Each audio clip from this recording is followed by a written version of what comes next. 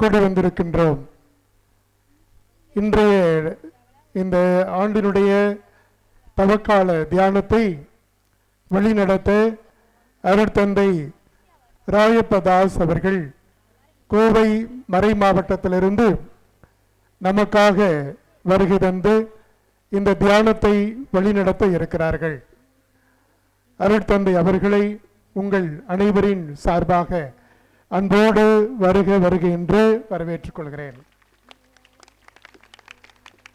மேலும் இந்த நாளிலே நமக்காக ஒப்புரவு அருட்சாதனம் வழங்க வருகை தந்திருக்கின்ற அருட்தந்தை டோனி பால் அவர்களையும் அன்போடு வருக வருக என்று வரவேற்றுக் கொள்கிறோம். அன்பானவர்களே, இந்த தியானத்தை நம்முடைய வாழ்வினுடைய ஆசீர்வாதமாக நாம் பெற்றுக்கொள்வோம். ஆண்டவர் செல்லுகின்ற இடமெல்லாம் தன்னுடைய வார்த்தையினாலே பலருக்கு சுகம் கொடுத்தார். தன்னுடைய வார்த்தை வாழ்வளிக்கிற வார்த்தை, ஆவியினுடைய அதிசயத்தை கொண்டிருக்கிற வார்த்தை. ஆண்டவருடைய வார்த்தை நமக்கு முழுமையான விடுதலை கொடுக்கிற வார்த்தை.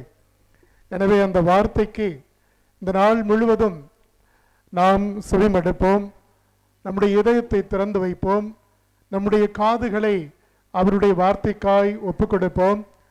அவருடைய வார்த்தை ஊடுருவக்கூடிய வார்த்தை, நம்மை புரட்டி போடுகிற வார்த்தை, நம்மை ஊடுருவி நம்முடைய வாழ்வை சிந்திக்க வைக்கிற வார்த்தை தான் இயேசுவினுடைய வார்த்தை.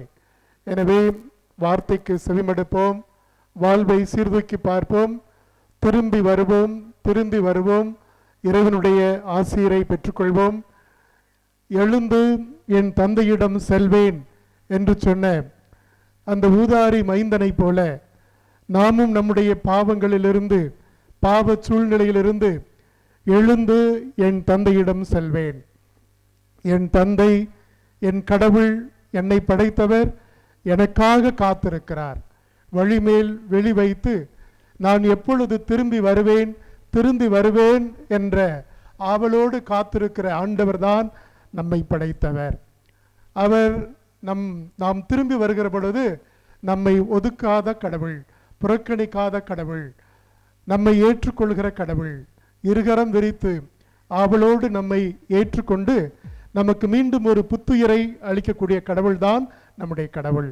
எனவே இந்த சிந்தனைகளோடு இந்த ஆண்டினுடைய தியானத்திற்கு நாம் கடந்து செல்வோம். இப்பொழுது தந்தை அவர்கள் நம்மோடு.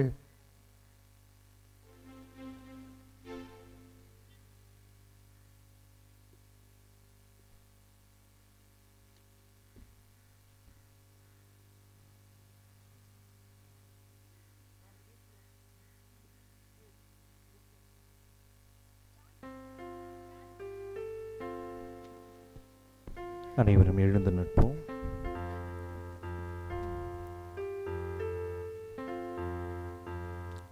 தந்தை, மகன், தூய ஆவியின் பெயராலே ஆமென். அனைவரும் இணைந்து இந்த தியானத்தில் ஆவியானவருடைய அபிஷேகம் நம்மை நிரப்ப வேண்டும். ஆவியானவர் நம்மோடு பேச வேண்டும், நம் உள்ளத்தை இறைவன் தொட வேண்டும் என்று சொல்லி நம்மையே ஒப்பு கொடுத்து இந்த ஆவியானவர் பாடலை பாடி நாம் நம்முடைய தியானத்தை தொடங்குவோம்.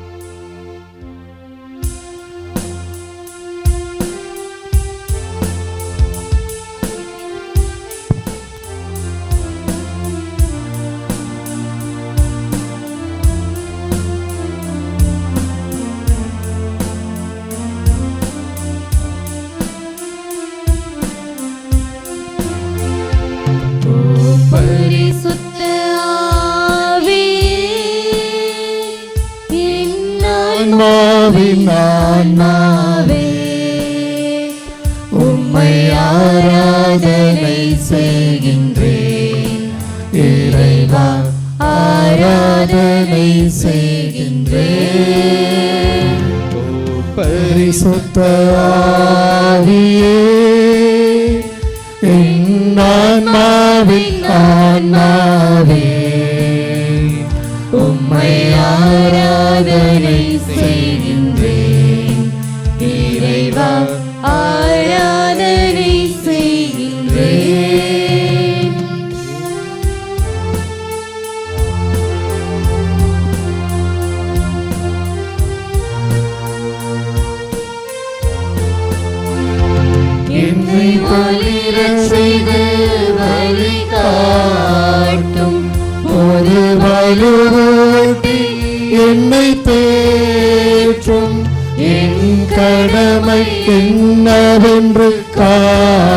மாற்றும் அதை கருத்தாய் புரிந்திட தோன்றும்.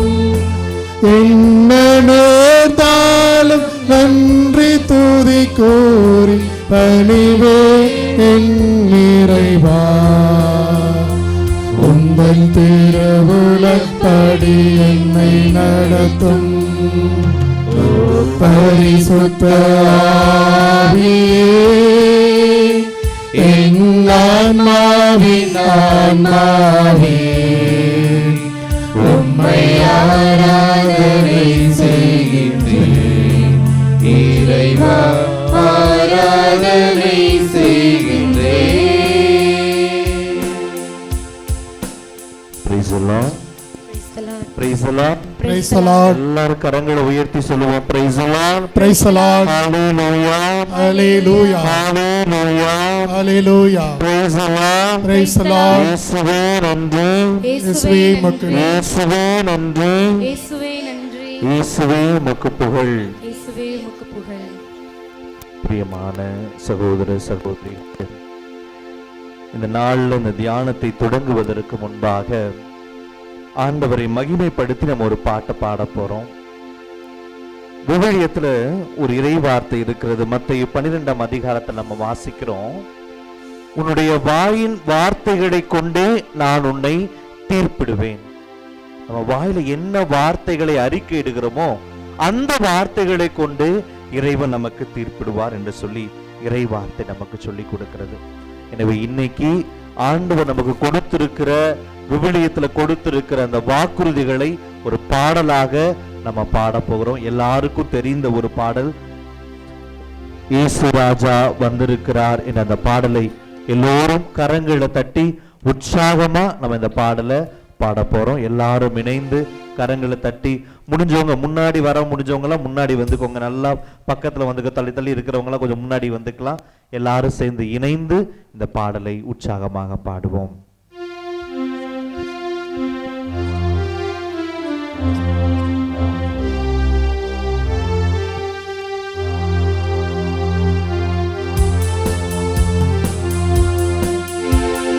இயேசு ராஜா வந்திருக்கிறார், எல்லோரும் கொண்டாடுவோம், கைதட்டி நாம் பாடுவோம். இயேசு ராஜா வந்திருக்கிறார், எல்லோரும் கொண்டாடுவோம், கைதட்டி நாம் பாடுவோம். கொண்டாடுவோம் கொண்டாடுவோம், கவலைகள் மறந்து நாம் பாடுவோம். கொண்டாடுவோம் கொண்டாடுவோம், கவலைகள் மறந்து நாம் பாடுவோம். நம்ம இயேசு ராஜா வந்திருக்கிறார், எல்லோரும் கொண்டாடுவோம், கைதட்டி நாம் பாடுவோம். கூப்பிடினே பதில் கொடுப்பார், குறைகளெல்லாம் நிறைவாக்குவார், உண்மையாக தேடுவோரின் உள்ளத்தில் வந்துடுவார். ஆண்டவரை நோக்கி கூப்பிடுவோம். ஆண்டவரை நோக்கி கூப்பிடுகிற ஒவ்வொருவருடைய குரலையும் அவர் கேட்டு பதில் கொடுக்கிறார். திருப்பாடல் 34 வாசிக்கிறோம். இந்த எளியவன் ஆண்டவரை நோக்கி கூவி அழைத்தார், ஆண்டவர் அவன் குரலுக்கு செவி கொடுத்தார். இந்த வார்த்தைகளுக்கு ஏற்ப ஆண்டவரை நோக்கி உற்சாகமா நம்ம கூப்பிடுவோம். ஆண்டவர் கொடுப்பார், குறைகள் எல்லாம் நிறைவாக்குவார். கூப்பிடு நீ பதில் கொடுப்பார், குறைகள் எல்லாம் நிறைவாக்குவார். உண்மையாக தேடுவோரின் உள்ளத்தில் வந்திடுவார். உண்மையாக தேடுவோரின் உள்ளத்தில் வந்திடுவார். கொண்டாடுவோம் கொண்டாடுவோம், கவலைகள் மறந்து நாம் பாடுவோம். கொண்டாடுவோம் கொண்டாடுவோம், கவலைகள் மறந்து நாம் பாடுவோம். நம்ம இயேசு ராஜா வந்திருக்கிறார், எல்லோரும் கொண்டாடுவோம், கைதட்டி நாம் பாடுவோம். மனதிற்கு முற்றவரே, மன்னிப்பதில் வல்லவர், உன் நினைவாய் இருக்கிறார். ஓடிவா என் மகனே. மனதுருக்கம் உடையவரே, மன்னிப்பதில் வல்லவர். மனதுருக்கம் உடையவரே, மன்னிப்பதில் வல்லவர். உன் நினைவாய் இருக்கின்றார் ஓடிவா என் மகனே. உன் நினைவாய் இருக்கின்றார் ஓடிவா என் மகனே. கொண்டாடுவோம் கொண்டாடுவோம், கவலைகள் மறந்து நாம் பாடுவோம். கொண்டாடுவோம் கொண்டாடுவோம், கவலைகள் மறந்து நாம் பாடுவோம். நம்ம இயேசு ராஜா வந்திருக்கிறார், எல்லோரும் கொண்டாடுவோம். கைதட்டி நாம் பாடுவோம்.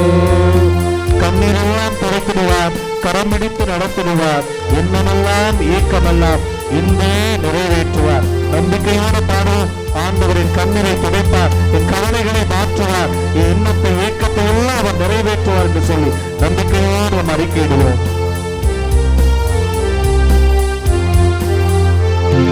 கண்ணீரெல்லாம் துடைத்திடுவார், கரம் பிடித்து நடத்திடுவார்.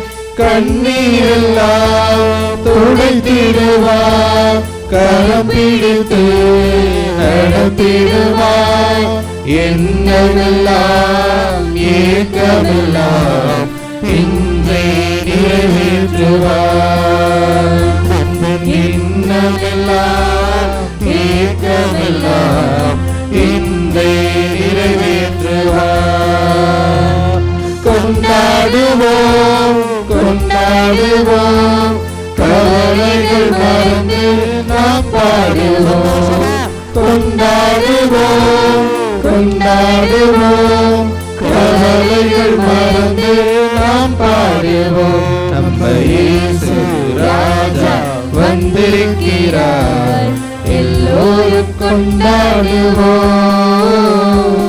கைதட்டி நாம் பாடுவோம். நோய்களெல்லாம் நீக்கிடுவார், நொடிப்பொழுதே சுகம் தருவார். பேய்களெல்லாம் நடுநடுங்கும், பெரியவர் திருமுன்னே.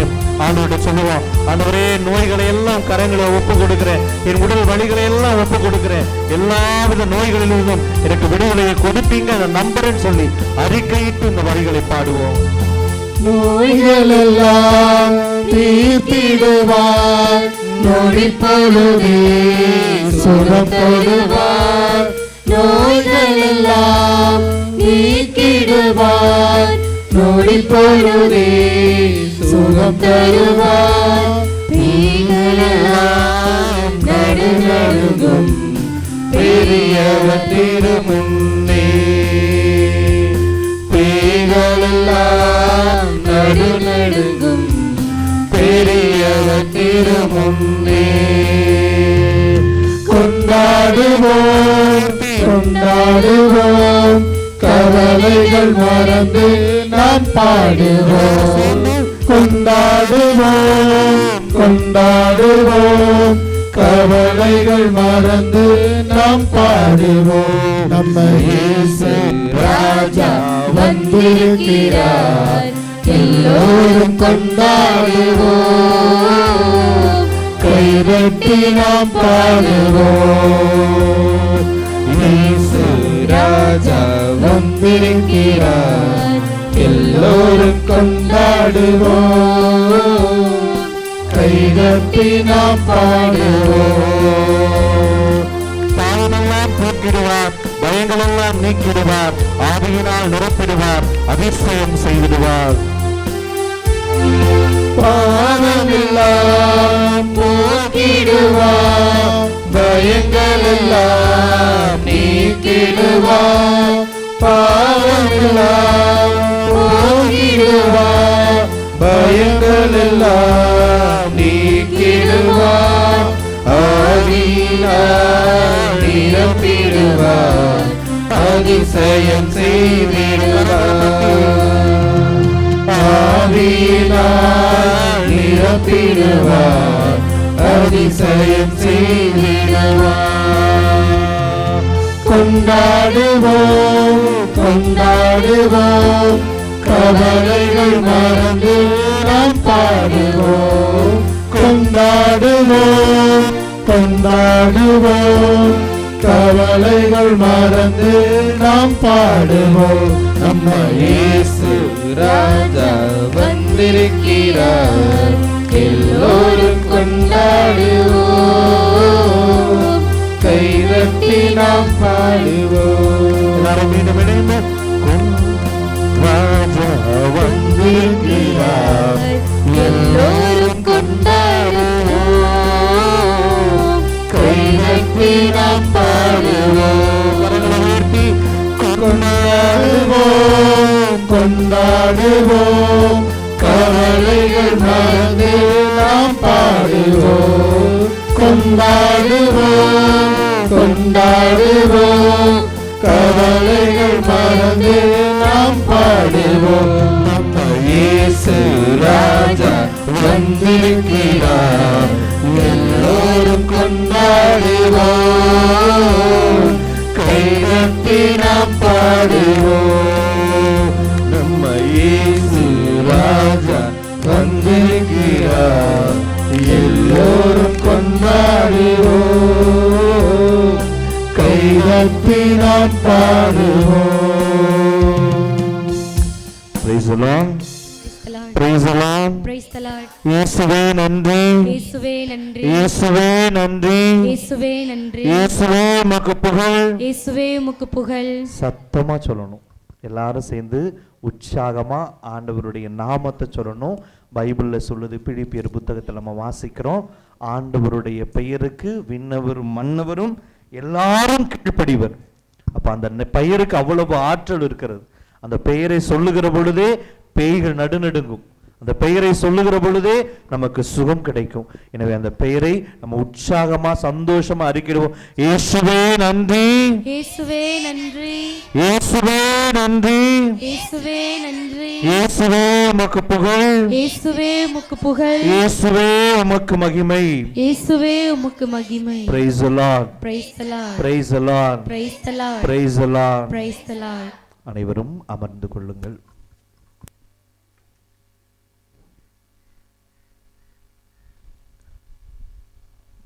விவிலியம் வைத்திருக்கிறவர்கள் எடுத்துக்கோங்க. மத்தேயு நற்செய்தி அதிகாரம் 4, இறை வார்த்தைகள் 1 முதல் 11 முடிய.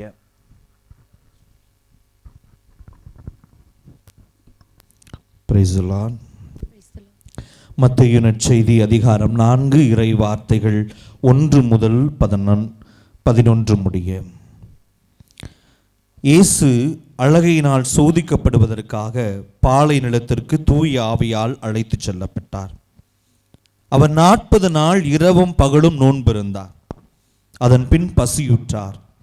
சோதிக்கிறவன் அவரை அணுகி, நீர் இறைமகன் என்றால் இந்த கற்கள் அப்பமாகும்படி கட்டளையிடும் என்றான்.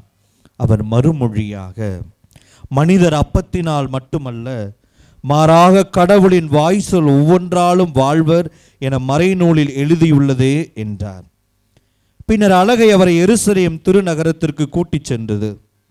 கோவிலின் உயர்ந்த பகுதியில் அவரை நிறுத்தி, நீர் இறைமகன் என்றால் கீழே குதியும், கடவுள் தம் தூதருக்கு உம்மை குறித்து கட்டளையிடுவார், உமது கால் கல்லில் மோதாதபடி அவர்கள் தங்கள் கைகளில் உம்மை தாங்கிக் கொள்வார்கள் என்று மறைநூலில் எழுதியுள்ளது என்ற அழகை அவரிடம் சொன்னது. இயேசு அவரிடம், உன் கடவுளாகிய ஆண்டவரை சோதிக்க வேண்டாம் எனவும் எழுதியுள்ளதே என்று சொன்னார். மறுபடியும் அழகை அவரை மிக உயர்ந்த ஒரு மலைக்கு கூட்டிச் சென்று உலக அரசுகள் அனைத்தையும் அவற்றின் மேன்மையையும் அவருக்கு காட்டி அவரிடம், நீர் நெடுஞ்சான் கிடையாக விழுந்து என்னை வணங்கினால் இவை அனைத்தையும் உமக்கு தருவேன் என்றது. அப்பொழுது இயேசு அதனை பார்த்து, அகன்று போ சாத்தானே, உன் கடவுளாகிய ஆண்டவரை வணங்கி அவர் ஒருவருக்கே பணி செய், என்று மறைநூலில் எழுதியுள்ளது என்றார். பின்னர் அழகை அவரை விட்டு அகன்றது. உடனே வானதூதர் வந்து அவருக்கு பணிவிடை செய்தனர். ஆண்டவரின் அருள்வாக்கு. இறைவா, உமக்கு நன்றி. Praise the Lord. Praise the Lord. Praise the Lord. Praise the Lord. இயேசுவே உமக்கு நன்றி. இயேசுவே உமக்கு நன்றி. இயேசுவே உமக்கு புகழ். இயேசுவே உமக்கு புகழ். மரியே வாழ்க. மரியே வாழ்க. பிரியமான சகோதர சகோதரிகளே, உங்கள் எல்லாரையும் சந்திப்பதில் எனக்கு ரொம்ப மகிழ்ச்சி. என்னுடைய பெயர் தெரியுமா? அருட்தந்தை ராயப்பதாஸ். நான் கோவை மறை மாவட்டத்தை சார்ந்தவன். தற்போது சென்னையில் பூவிருந்தவெள்ளி இருக்கிற திரு இருதய குருமடத்தில் தத்துவயியல் பேராசிரியராக பணியாற்றி கொண்டிருக்கிறேன். இதான் என்னுடைய பேர். என்னை பற்றின ஒரு சின்ன இன்ட்ரோடக்ஷன். ஓகேவா? சரி, இப்போ நம்ம செய்திக்குள்ளே நம்ம போவோம். முதலாவது உங்களுக்கு ஒரு கேள்வியோடு இந்த தியானத்தை நான் ஆரம்பிக்க விரும்புகிறேன். கடவுள் நம்மை எதற்காக படைத்தார்? கடவுள் மனுஷனை எதற்காக படைச்சார்? சத்தமா யாராவது கரெக்டாக சொல்றாங்களே எங்கேயோ. மற்றவங்கெல்லாம் கேட்டிசம்ஸ் கிளாஸ்க்கே போகலன்னு நினைக்கிறேன். எல்லாரும் புதுன்மை வாங்கிட்டீங்களா? புதுன்மை வாங்கினவங்கள ஒரு பிரைஸ் எல்லாம் சொல்லுங்க. கம்மியாக தான் புதுன்மை வாங்கியிருப்பீங்க போல. யார் யாரெல்லாம் புதுன்மை வாங்கிட்டீங்களோ சத்தமாக ஒரு பிரைஸ் எல்லாம். ஓகே, நிறைய பேர் வாங்கிட்டீங்க. சின்ன குறிப்பிடத்தை நம்ம வாசிச்சிருப்போம். ரொம்ப அழகாக சின்ன குறிப்பிடம் சொல்லுகிறது. என்ன சொல்லுது? கடவுள் எதற்காக மனிதரை படைத்தார்? அவரை அறிந்து கொள்ளவும், அவரை அன்பு செய்யவும், அப்புறம் அவருக்கு பணி செய்யவும். கடவுளை அறிந்து நேசித்து சேவிக்கவும் கடவுள் மனிதரை படைத்தார். அப்போ கடவுள் நம்மை படைத்திருப்பதே அவரை அன்பு செய்வதற்கு. அவரை அறிந்து கொண்டு அவரை அன்பு செய்யத்தான் கடவுள் நம்ம ஒவ்வொருவரையும் படைத்திருக்கிறார். அதை நம்ம மனசில் ஆழமாக பதிய வைத்துக்கணும். அதனால தான் பாருங்கள், கடவுள் 10 கட்டளைகளை கொடுக்குறாரு. 10 கட்டளைகளை கொடுத்த பின்பாக அந்த 10 கட்டளைகளை சுருக்கி 2 கட்டளையாக தரார். என்ன அந்த 2 கட்டளை? அனைத்திற்கும் மேலாக கடவுளை அன்பு செய்வது. எல்லாவற்றிற்கும் மேலாக கடவுளை அன்பு செய்கிறது. தன்னைத்தானே அன்பு செய்வது போல பிறரையும் அன்பு செய்வது. Price the Lord. அப்ப 2 கட்டளை நல்லா அன்பு செய்கிறது. பிரியமானவர்களே, இந்த பைபிள் இருக்கு இல்லையா, இஸ்ராயேல் மக்களுக்கு இந்த அவங்களுக்கு பார்த்தீங்கன்னா பழைய ஏற்பாடு மட்டும்தான். அந்த பழைய ஏற்பாட்டில் அவர்களுக்கு எல்லா இறைவார்த்தைகளை விட மிக மிக முக்கியமான இறைவார்த்தையாக அவர்கள் வைத்திருந்த இறைவார்த்தை. எந்த இறைவார்த்தை வேணால் அவங்க மறந்துடலாம், ஆனால் இந்த ஒரு இறைவார்த்தை அவங்க வாழ்க்கையில் மறக்கவே கூடாது. மோசே அவர்களுக்கு கட்டளையிடுற போது சொல்கிறாரு, இந்த இறைவார்த்தையை உங்கள் வீட்டின் நிலைக்கால்களில், வீட்டுக்குள் நுழையிருக்கும் போது முன்னாடி அந்த இறைவார்த்தை இருக்கணும்.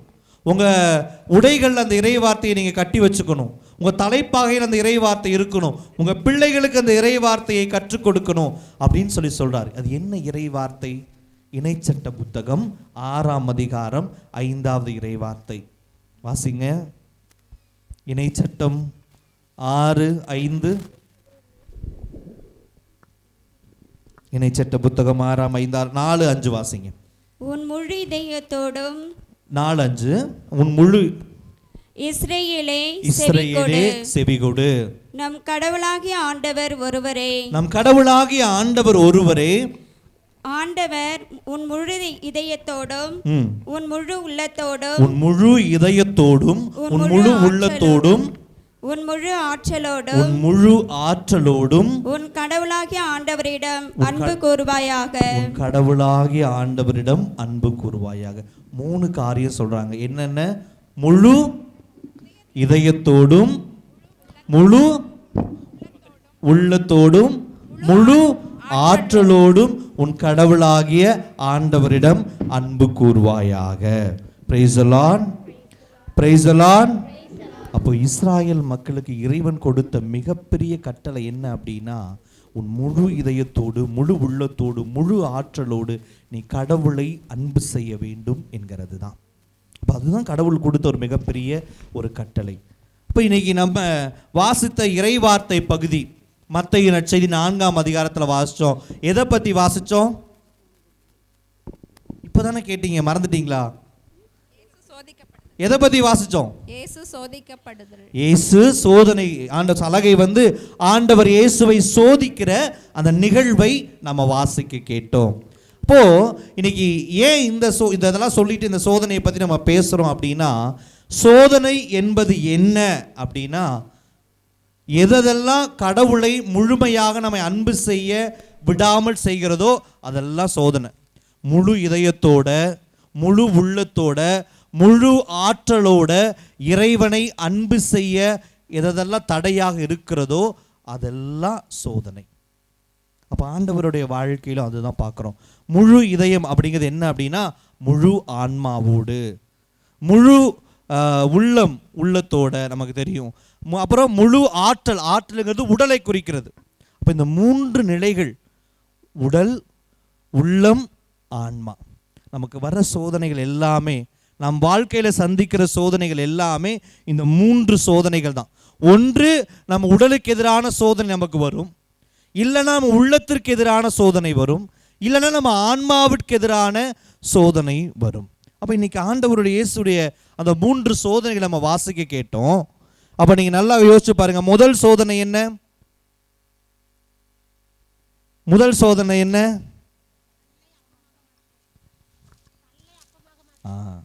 ஆண்டவர் இயேசு எத்தனை நாள் நோன்பு இருக்கிறாரு? 40 நாட்கள் அவர் நோன்பு இருக்கிறார். எந்த உணவும் உண்ணல, ரொம்ப கடுமையான பசியில் இருக்கிறாரு. அவருக்கு பயங்கரமான பசி. அந்த நேரத்தில் சாத்தான் அவர் முன்னாடி அந்த கல்லை எடுத்து அவர்கிட்ட காட்டி, நீ இறைமகன், நீ கடவுளுடைய பிள்ளைன்னு சொல்றியே, நீ உண்மையாவே கடவுளுடைய பிள்ளைனா இந்த கல்லை நீ அப்பமா மாத்து அப்படின்னு சொல்றாங்க. விவிலிய அறிஞர்கள் இதை பற்றி சொல்கிறப்போ சொல்கிறாங்க, அந்த இஸ்ராயல் தேசத்தில் கற்களை எப்படி இருக்குன்னா அப்பத்தின் வடிவில் தான் அந்த கற்களை இருக்குமா. அப்போ அதை காமிச்சு ஒரு சோதனை கொடுக்குது. நீ பசியாக இருக்கிற, உன்னுடைய ஆற்றலை பயன்படுத்தி இந்த கல்லை அப்பமாக மாற்று அப்படின்னு ஒரு சோதனை. அந்த சோதனை உடலுக்கு எதிரான முதல் சோதனை. அவருடைய உடலுக்கு எதிராக ஒரு சோதனை கொடுக்குது. ஆண்டவருக்கு என்ன பதில் சொல்கிறாரு? மனிதர் அப்பத்தினால் மட்டும் வாழ்வதில்லை என்று சொல்லி அந்த சோதனையை அவர் மேற்கொள்ளுகிறார். அப்போ சாத்தான் ஆண்டவருக்கு உடலுக்கு எதிராக கொடுக்கிற அந்த சோதனையை ஆண்டவர் மேற்கொள்ளுகிறார். அடுத்த நிலையில 2வது சோதனை என்ன சொல்லுது? அது எருசலேம் கோயிலுக்கு கூட்டிட்டு போது அந்த கோயிலோட மேலே நிற்க வைக்குது. அந்த கோயிலுடைய அந்த கற்கள் பார்த்தீங்கன்னா இன்றைக்கும் அது ஒரே ஒரு செவுரு மட்டும் இருக்குது. நீங்கள் டிவிலெலாம் பார்க்கலாம், யூடியூப்லலாம் பார்க்கலாம். அந்த செவுரு முன்னாடி ஒரு மனுஷன் நின்னா அப்படின்னா ஒரு எறும்பை போல இருப்பான். அப்போ அந்த கோயிலோட உயரம் என்பது நம்மளால் எண்ணி பார்க்க முடியாத அளவுக்கு ஒரு பெரிய உயரம். அந்த கோயில் மேலே நின்னா அந்த எருசலேம் நகரம் முழுவதும் தெரியும். அவ்வளவு பெரிய உயரமான ஒரு கோயில் அந்த கோயில். அந்த கோயிலோட மேலே நிற்க வச்சுட்டு அவர் சொல்கிறான், நீ கீழே குதி. நீ கீழே குதிச்சுன்னா பைபிளில் சொல்லுது, என்ன சொல்லுது பைபிளில்?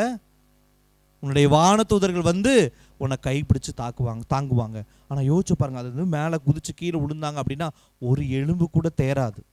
ஆனால் சாத்தான் சொல்லுது, நீ மேலே இருந்து கீழே குதி. மேலேருந்து கீழே குதிச்ச அப்படின்னா உன்னை வானதூதர்கள் காப்பாற்றிடுவாங்கல்ல. அதான் உன் இறைவார்த்தை சொல்லுதில்ல, நீ ஏன் பயப்படுற, நீ குதி அப்படின்னு சொல்கிறாங்க. அப்போ ஆண்டவர் என்ன சொல்கிறாரு?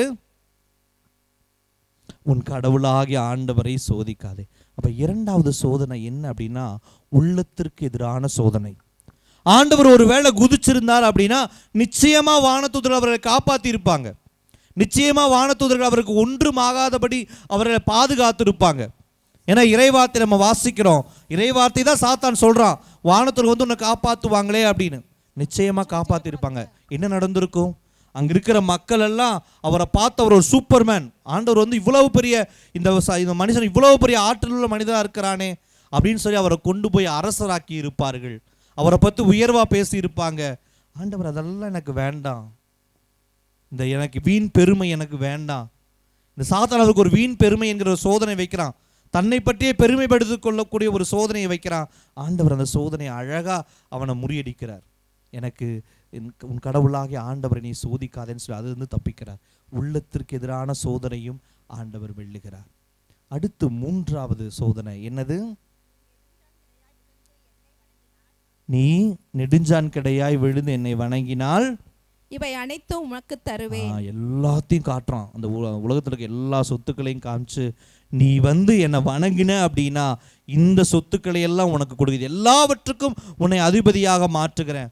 நீ ஏழையா இருக்க வேண்டியதில்லை, நீ ஒரு தச்சரின் மகன் தான், நீ ஏழையா இருக்க வேண்டியதில்லை, நீ சிலுவை சாவை ஏற்க வேண்டியதில்லை, நீ எல்லா சொத்துக்களையும் இந்த உலகத்தை முழுவதையும் ஆளக்கூடிய ஆற்றலை உனக்கு நான் கொடுக்குறேன் அப்படின்னு சொல்லி சாத்தான் சொல்றான். அப்ப ஆண்டவர் அந்த சோதனையையும் என்ன சொல்றாரு? ஆண்டவர் என்ன சொல்றாரு? அகன்று போ சாத்தானே, உன் கடவுளாகிய ஆண்டவரை வணங்கி அவர் ஒருவருக்கே பணி செய். உன் கடவுளாகிய ஆண்டவரை வணங்கி அவர் ஒருவருக்கே பணி செய். மூன்றாவது சோதனை ஆன்மாவிற்கு எதிரான சோதனை. கடவுளை வணங்குவதா சாத்தான வணங்குவதா? ஆண்டவர் பாருங்க ரொம்ப அருமையா அந்த சோதனையும் மேற்கொள்கிறார். சாத்தான வணங்கினா அந்த உலகம் முழுவதும் கிடைக்கும், எனக்கு வேண்டாம், எனக்கு என் தந்தை கடவுள் போதும் சொல்லி ஆன்மாவுக்கு எதிரான சோதனையையும் அவர் வெற்றி கொள்கிறார். அப்போ இன்னைக்கு நமக்கு வருகிற சோதனைகள், நம்ம வாழ்க்கையில நமக்கு வர்ற சோதனைகள் இந்த 3 சோதனைகள் தான். கடவுளை விட்டு நம்மளை வெளியில துரத்துற, கடவுளை விட்டு நம்ம பிரிந்து போவதற்கு காரணமா இருக்கிற சோதனைகள் இந்த 3 நிலைகள் தான். ஒன்று நம் உடலுக்கு எதிரான சோதனை, இரண்டாவது நம்ம உள்ளத்திற்கு எதிரான சோதனை, மூன்றாவது நம்முடைய ஆன்மாவுக்கு எதிரான சோதனை. அப்ப ஆண்டவருக்கு இந்த 3 சோதனை வருது. இந்த 3 சோதனைகளையும் ஆண்டவர் வெற்றி கொள்ளுகிறார். ஆனா அதுவே நீங்க பாருங்க, அப்படியே நம்ம பின்னாடி போனோம் அப்படின்னா தொடக்க நூல் புத்தகம் 3ஆம் அதிகாரம் என்ன இருக்கு? தொடக்க நூல் 3ஆம் அதிகாரத்துல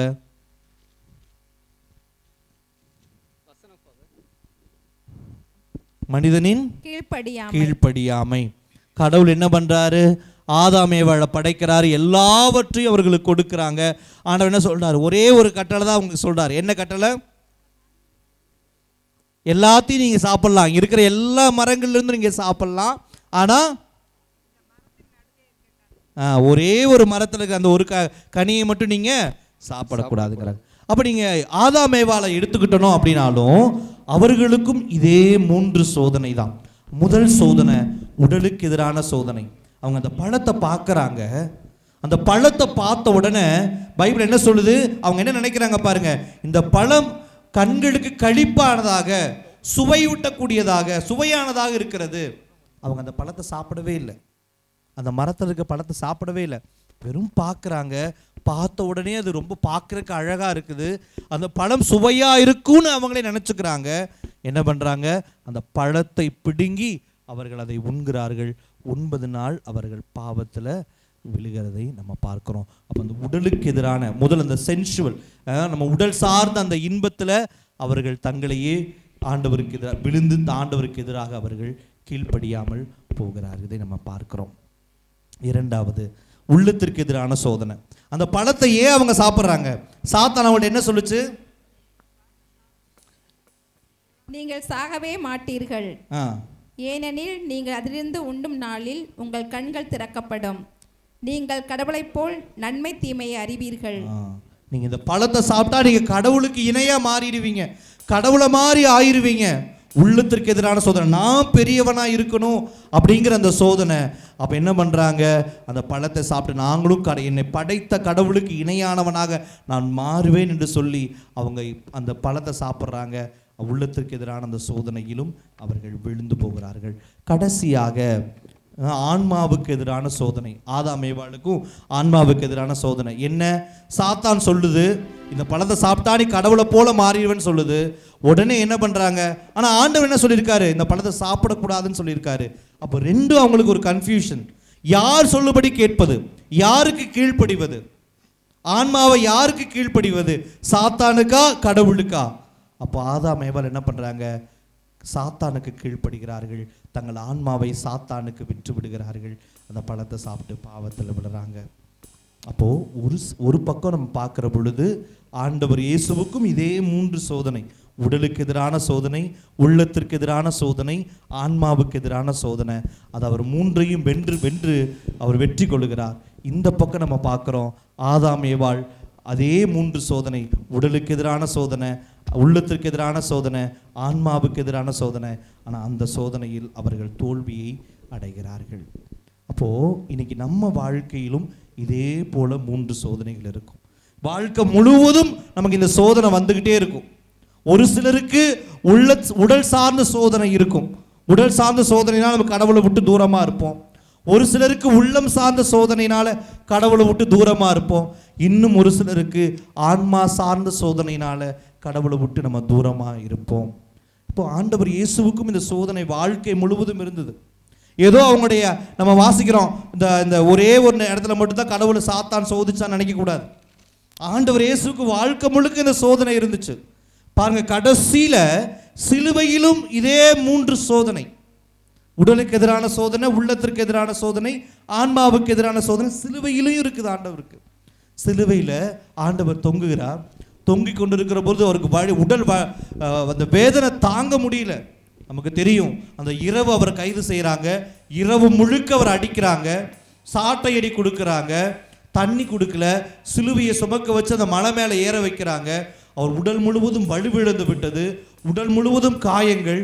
அந்த வழி தாங்க முடியாத ஒரு வழி. இன்னைக்கு ஒரு பிபிசியில் ஒரு டாக்குமெண்ட்ரி கொடுத்தாங்க, போட்டிருக்காங்க.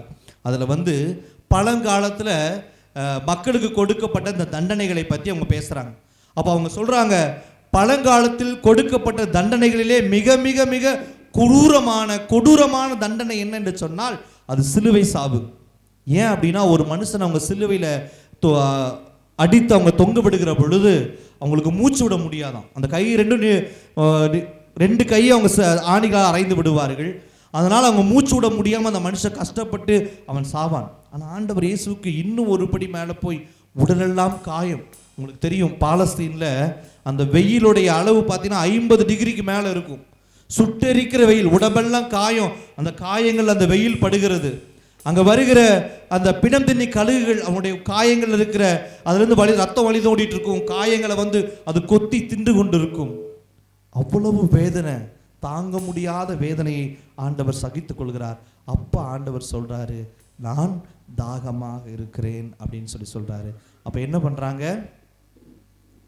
ஆண்டவர் தாகமா இருக்கிறேன்னு சொன்னோன்னு என்ன பண்றாங்க? கடற்பஞ்சை எடுத்து அந்த புளித்த காடியை கொடுக்குறாங்க.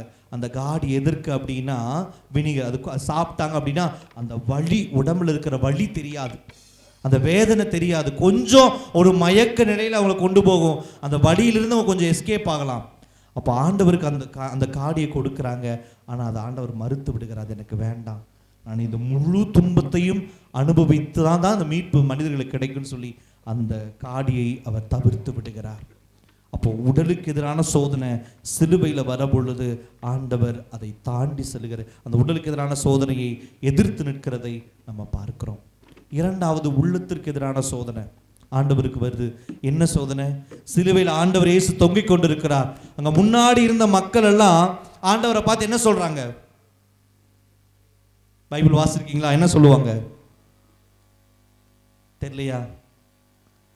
ஆண்டவரை பார்த்து என்ன சொல்லுவாங்க? நீ இறைமகன் என்றால் கீழே இறங்கி வா.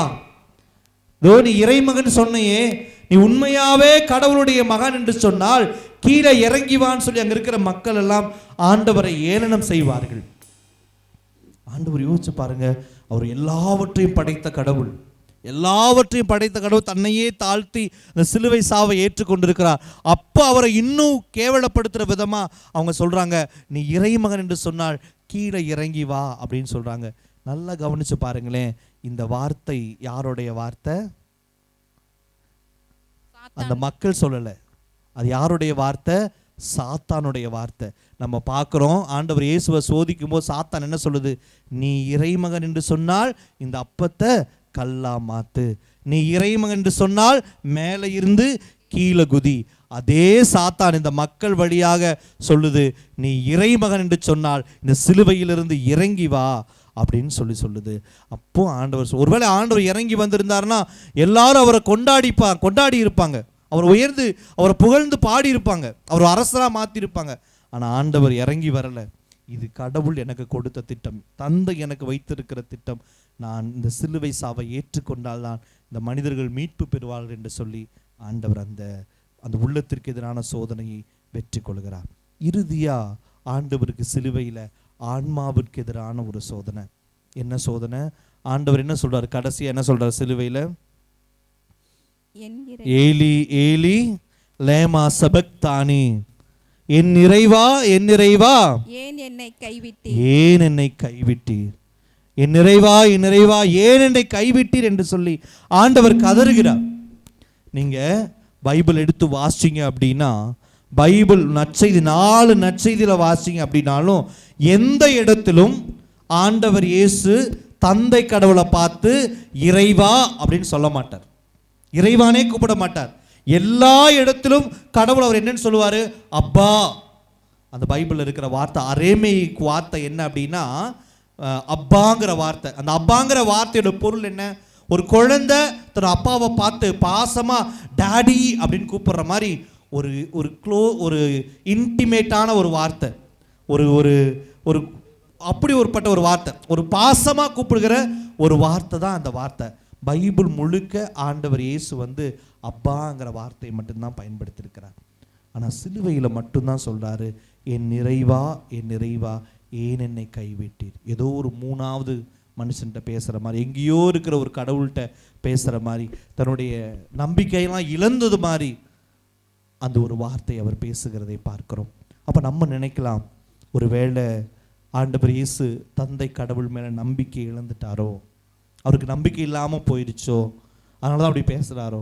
ஆனால் கடைசியாக அவர் சொல்கிற வார்த்தை ரொம்ப முக்கியம். இறுதியாக அவர் என்ன வார்த்தை சொல்கிறாரு? கடைசி என்ன வார்த்தை சொல்கிறாரு? தந்தையே என் ஆவியை உம் கைகளில் ஒப்படைக்கிறேன். தந்தையே என் ஆவியும் கை. அதுவும் சொன்ன அந்த என் நிறைவா நம்ம நினைச்சக்கூடாது, ஆண்டவர் வந்து தன்னுடைய நம்பிக்கை இழந்து விட்டார் என்று நினைத்து விடக்கூடாது. அது என்ன அப்படின்னா, திருப்பாடல் 22 ஆண்டவர் அந்த இடத்துல ஜெபிக்கிறார். என் நிறைவா ஏன் என்னை திருப்பாடல் முழுக்க நீங்கள் வாசிங்கன்னா உங்களுக்கு தெரியும், அந்த ஜெபத்தை அவர் ஜெபிக்கிறார் சிலுவையிலிருந்து. அப்போ ஆண்டவர் இறுதியாக தன் ஆன்மாவுக்கு எதிராக வந்த அந்த சோதனையும் அவர் மேற்கொள்ளுகிறார். அப்போ பிரியமான சகோதர சகோதரிகளே, இந்த தவ காலத்தில் ஆண்டவர் நமக்கு கொடுக்கிற ஒரு அழைப்பும் இதுதான். இன்னைக்கு நாம ஆண்டவருக்கு நெருக்கமாக இருக்கிறோமா, ஆண்டவரை விட்டு தூரமாக இருக்கிறோமா? நம்ம இந்த சோதனைகள் வருகிற பொழுது நம்ம எந்த விதமான சோதனை இன்னைக்கு நமக்கு இருக்கிறது? உடல் சார்ந்த சோதனையா, உள்ளம் சார்ந்த சோதனையா, இல்லை ஆன்மா சார்ந்த சோதனையா? நம்ம சோதித்து அறிந்து பார்க்கணும். இன்னைக்கு யோசிச்சு பார்க்கணும். நம்ம நிறைய நேரம் ஆலயத்திற்கு வர்றது, ஆலயத்திற்கு வந்தா போதும், ஜெபமாலை சொன்னா போதும், திருப்பலியில பங்கெடுத்தா போதும், தேரெடுத்தா போதும், ஆடம்பரமா விழாக்களை கொண்டாடினா போதும், அது கடவுளுக்கு பிரியமானதுன்னு நினைச்சுக்கிட்டு இருக்கோம். இல்லை, அது கடவுளுக்கு தேவையில்லை. இன்னைக்கு நம்ம ஜெபிப்பது போல வாழணும். இன்னைக்கு ஆண்டவரை நம்ம அன்பு செய்யணும், ஆண்டவருக்கு பக்கத்துல வரணும். அதுதான் உண்மையான கிறிஸ்துவ வாழ்வு. அதைத்தான் ஆண்டவர் இயேசு நம்ம ஒவ்வொருவரிடமிருந்தும் எதிர்பார்க்கிறார். இன்னைக்கு நம்ம யோசிச்சு பார்ப்போம், இன்னைக்கு நான் கடவுளுக்கு பக்கத்தில் இருக்கேனா, இல்லை கடவுளை விட்டு ரொம்ப தொலைவில் இருந்து கொண்டு இருக்கிறேனா என்று சொல்லி. இன்னைக்கு நம்ம உடல் சார்ந்த சோதனைகள் இருந்துச்சு அப்படின்னா கடவுளுக்கு பக்கத்தில் வர முடியாது. உள்ளம் சார்ந்த சோதனை இருந்துச்சுன்னா நம்ம கடவுளை விட்டு தொலைவில் இருப்போம். ஆன்மா சார்ந்த சோதனை இருந்துச்சுன்னா கடவுளை விட்டு நம்ம தொலைவில் இருப்போம். அப்போ இன்னைக்கு நாம யோசிக்கணும், இன்னைக்கு நான் எப்படிப்பட்ட சோதனைகளை என் வாழ்க்கையில் சந்தித்து கொண்டிருக்கிறேன்? இந்த சோதனைகளை எதிர்த்து நிற்க நான் தயாரா இருக்கிறேனா? Price the lord, praise the lord. அப்போ இன்னைக்கு யோசிச்சு பார்க்கணும், எனக்கு உடல் சார்ந்த சோதனை இருக்கிறதா? உடல் சார்ந்த பாவங்களை நான் செய்து கொண்டிருக்கிறேனா? இல்லை உள்ளம் சார்ந்த பாவங்களை செய்கிறேனா, கடவுளை விட்டு பிரிஞ்சிருக்கிறேனா?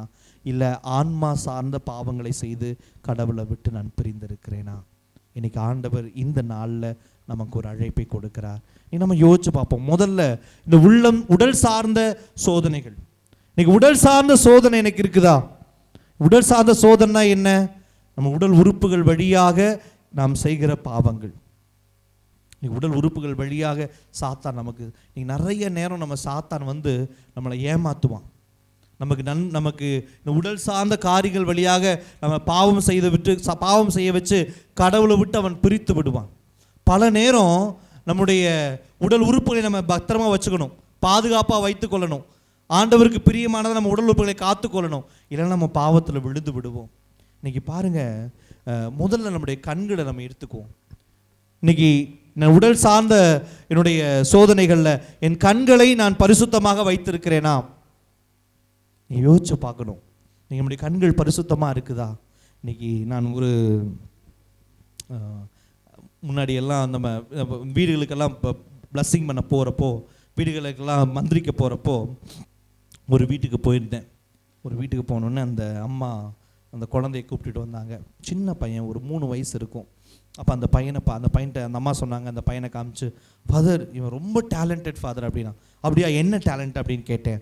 அந்த அம்மா சொன்னாங்க, பாருங்கள் ஃபாதர், மொபைல் ஃபோனை கொடுத்தா அவனே ஓப்பன் பண்ணி அவனே யூடியூபுக்கு போய் அவனே அந்த கார்ட்டூனை போட்டு பார்ப்பான் ஃபாதர். அவனுக்கு பிடிக்கலன்னா அவனே மாற்றுவான் ஃபாதர். 3 வயசு தான் ஆகுது, அவனுக்கு எல்லாமே மொபைல் ஃபோனில் தெரியும் father. Price the lord, praise the lord, praise the lord, praise the Lord. முன்னாடியெல்லாம் எப்படி இருக்கும்? ஒரு வீட்டுக்கு போனால் ஃபாதரை கூப்பிட்டு ஃபாதருக்கு சிலுவை போட்டு காட்டு, பிதாசுவன் போட்டு காட்டு ஃபாதருக்கு அப்படின்னு சொல்கிற காலம்லாம் போயிடுச்சு. இன்றைக்கி என்ன சொல்கிறாங்க? ஃபாதர் என் குழந்தை மொபைல் ஃபோன் கொடுத்தா அதுவா ஓப்பன் பண்ணும், அதுவா இது பண்ணும், இல்லைங்களா? இன்றைக்கி நம்ம அப்படி தான் பிள்ளைகளை வளர்த்துருக்குறோம். இன்றைக்கி ஒரு குழந்தைக்கு ஒரு ஜபம் சொன்னால் சொல்ல தெரியாது. ஆனால் மொபைல் ஃபோனை கொடுத்து அந்த குழந்தைக்கு என்ன கொடுத்தா அதுக்கு தெரியும் இப்போ, இல்லைங்களா? தெரியுமா தெரியாதா? Price the Lord. இன்னைக்கு நம்ம பார்க்குற ஒரு விஷயம் என்ன அப்படின்னா, எல்லா வீட்லேயும் பார்க்குறேன், குழந்தைகள் இருக்கிற வீடுகள் எல்லாவற்றிலும் அந்த குழந்தைகளுக்கு சாப்பிட்றப்போ மொபைல் ஃபோனை கொடுத்துட்றாங்க, இல்லைங்களா? மொபைல் ஃபோன் கொடுத்துட்றாங்க. ஹோட்டலுக்கு போனால் கூட, நான் இப்போ ஹோட்டலுக்கு போனால் கூட அங்கே பார்க்குற காட்சி என்ன? சாப்பிடும்போது ஒரு மொபைல் ஃபோன் குழந்தைக்கு. மொபைல் ஃபோன் கொடுக்காம அந்த குழந்தைக்கு ஒரு உருண்டை சோறு கூட இன்றைக்கி என்ன பண்ண மாட்டேங்குது, இறங்க மாட்டேங்குது. ஏன்னா இங்கே விடும்போது மொபைல் ஃபோன் வச்சுட்டு தான் என்ன பண்ணுறாங்க, சாப்பிட்றாங்க. எத்தனை பேர் வீட்டில் அப்படி சாப்பிட்றாங்க குழந்தைங்க? யார் வீட்லேயுமே அப்படி இல்லையா? யார் வீட்லேயுமே மொபைல் கொடுக்கறது இல்லையா? சவேரியார் இறக்கிட்டு உங்களெல்லாம் ஏற்றிடலான்னு நினைக்கிறேன் மேலே. எல்லாம் ஒரு சிலர்லாம் சிரிக்கிறீங்க இல்லையா? வாங்க ஒரு உண்மையை அந்த அக்கா கை தூக்கிட்டாங்க. Very good. அப்போது இன்னைக்கு பல நேரங்களில் நம்ம குழந்தைகளுக்கெல்லாம் என்ன பண்ணுறோம், இப்போ இருந்தே அந்த மொபைல் ஃபோனை கொடுத்து பழக்கிறோம். இன்னைக்கு வயசானவங்க முதற்கொண்டு, இங்கே எப்படின்னு தெரியல, கிராமங்களில் சிட்டிலெலாம் பார்த்தோம் அப்படின்னா எல்லாரும் 24 மணி நேரமும் மொபைல் ஃபோன் தான். ஒரு ஃபோன் எடுத்தால் தட்டிக்கிட்டே இருக்கிறாங்க, தடவிட்டே இருக்கிறாங்க ஃபோனை. எத்தனை நேரம் போகுதுன்னு தெரிய மாட்டேங்குது. ஷார்ட்ஸ், யூடியூப் ஷார்ட்ஸு, இன்ஸ்டாகிராம் பார்த்துக்கிட்டே இருக்கிறோம். எவ்வளோ நேரம் போகுதுன்னு யாருக்கும் தெரியறதில்ல, நேரம் போகிறதே தெரியறதில்ல, இல்லைங்களா? எத்தனை பேருக்கு இன்டர்நெட்டோட மொபைல் ஃபோன் இருக்குது? யாருக்குமே மொபைல் ஃபோன் இல்லையா? எத்தனை பேர் மொபைல் ஃபோன் வச்சுருக்கிறீங்க? கை நல்லா தூக்குங்க. Very good.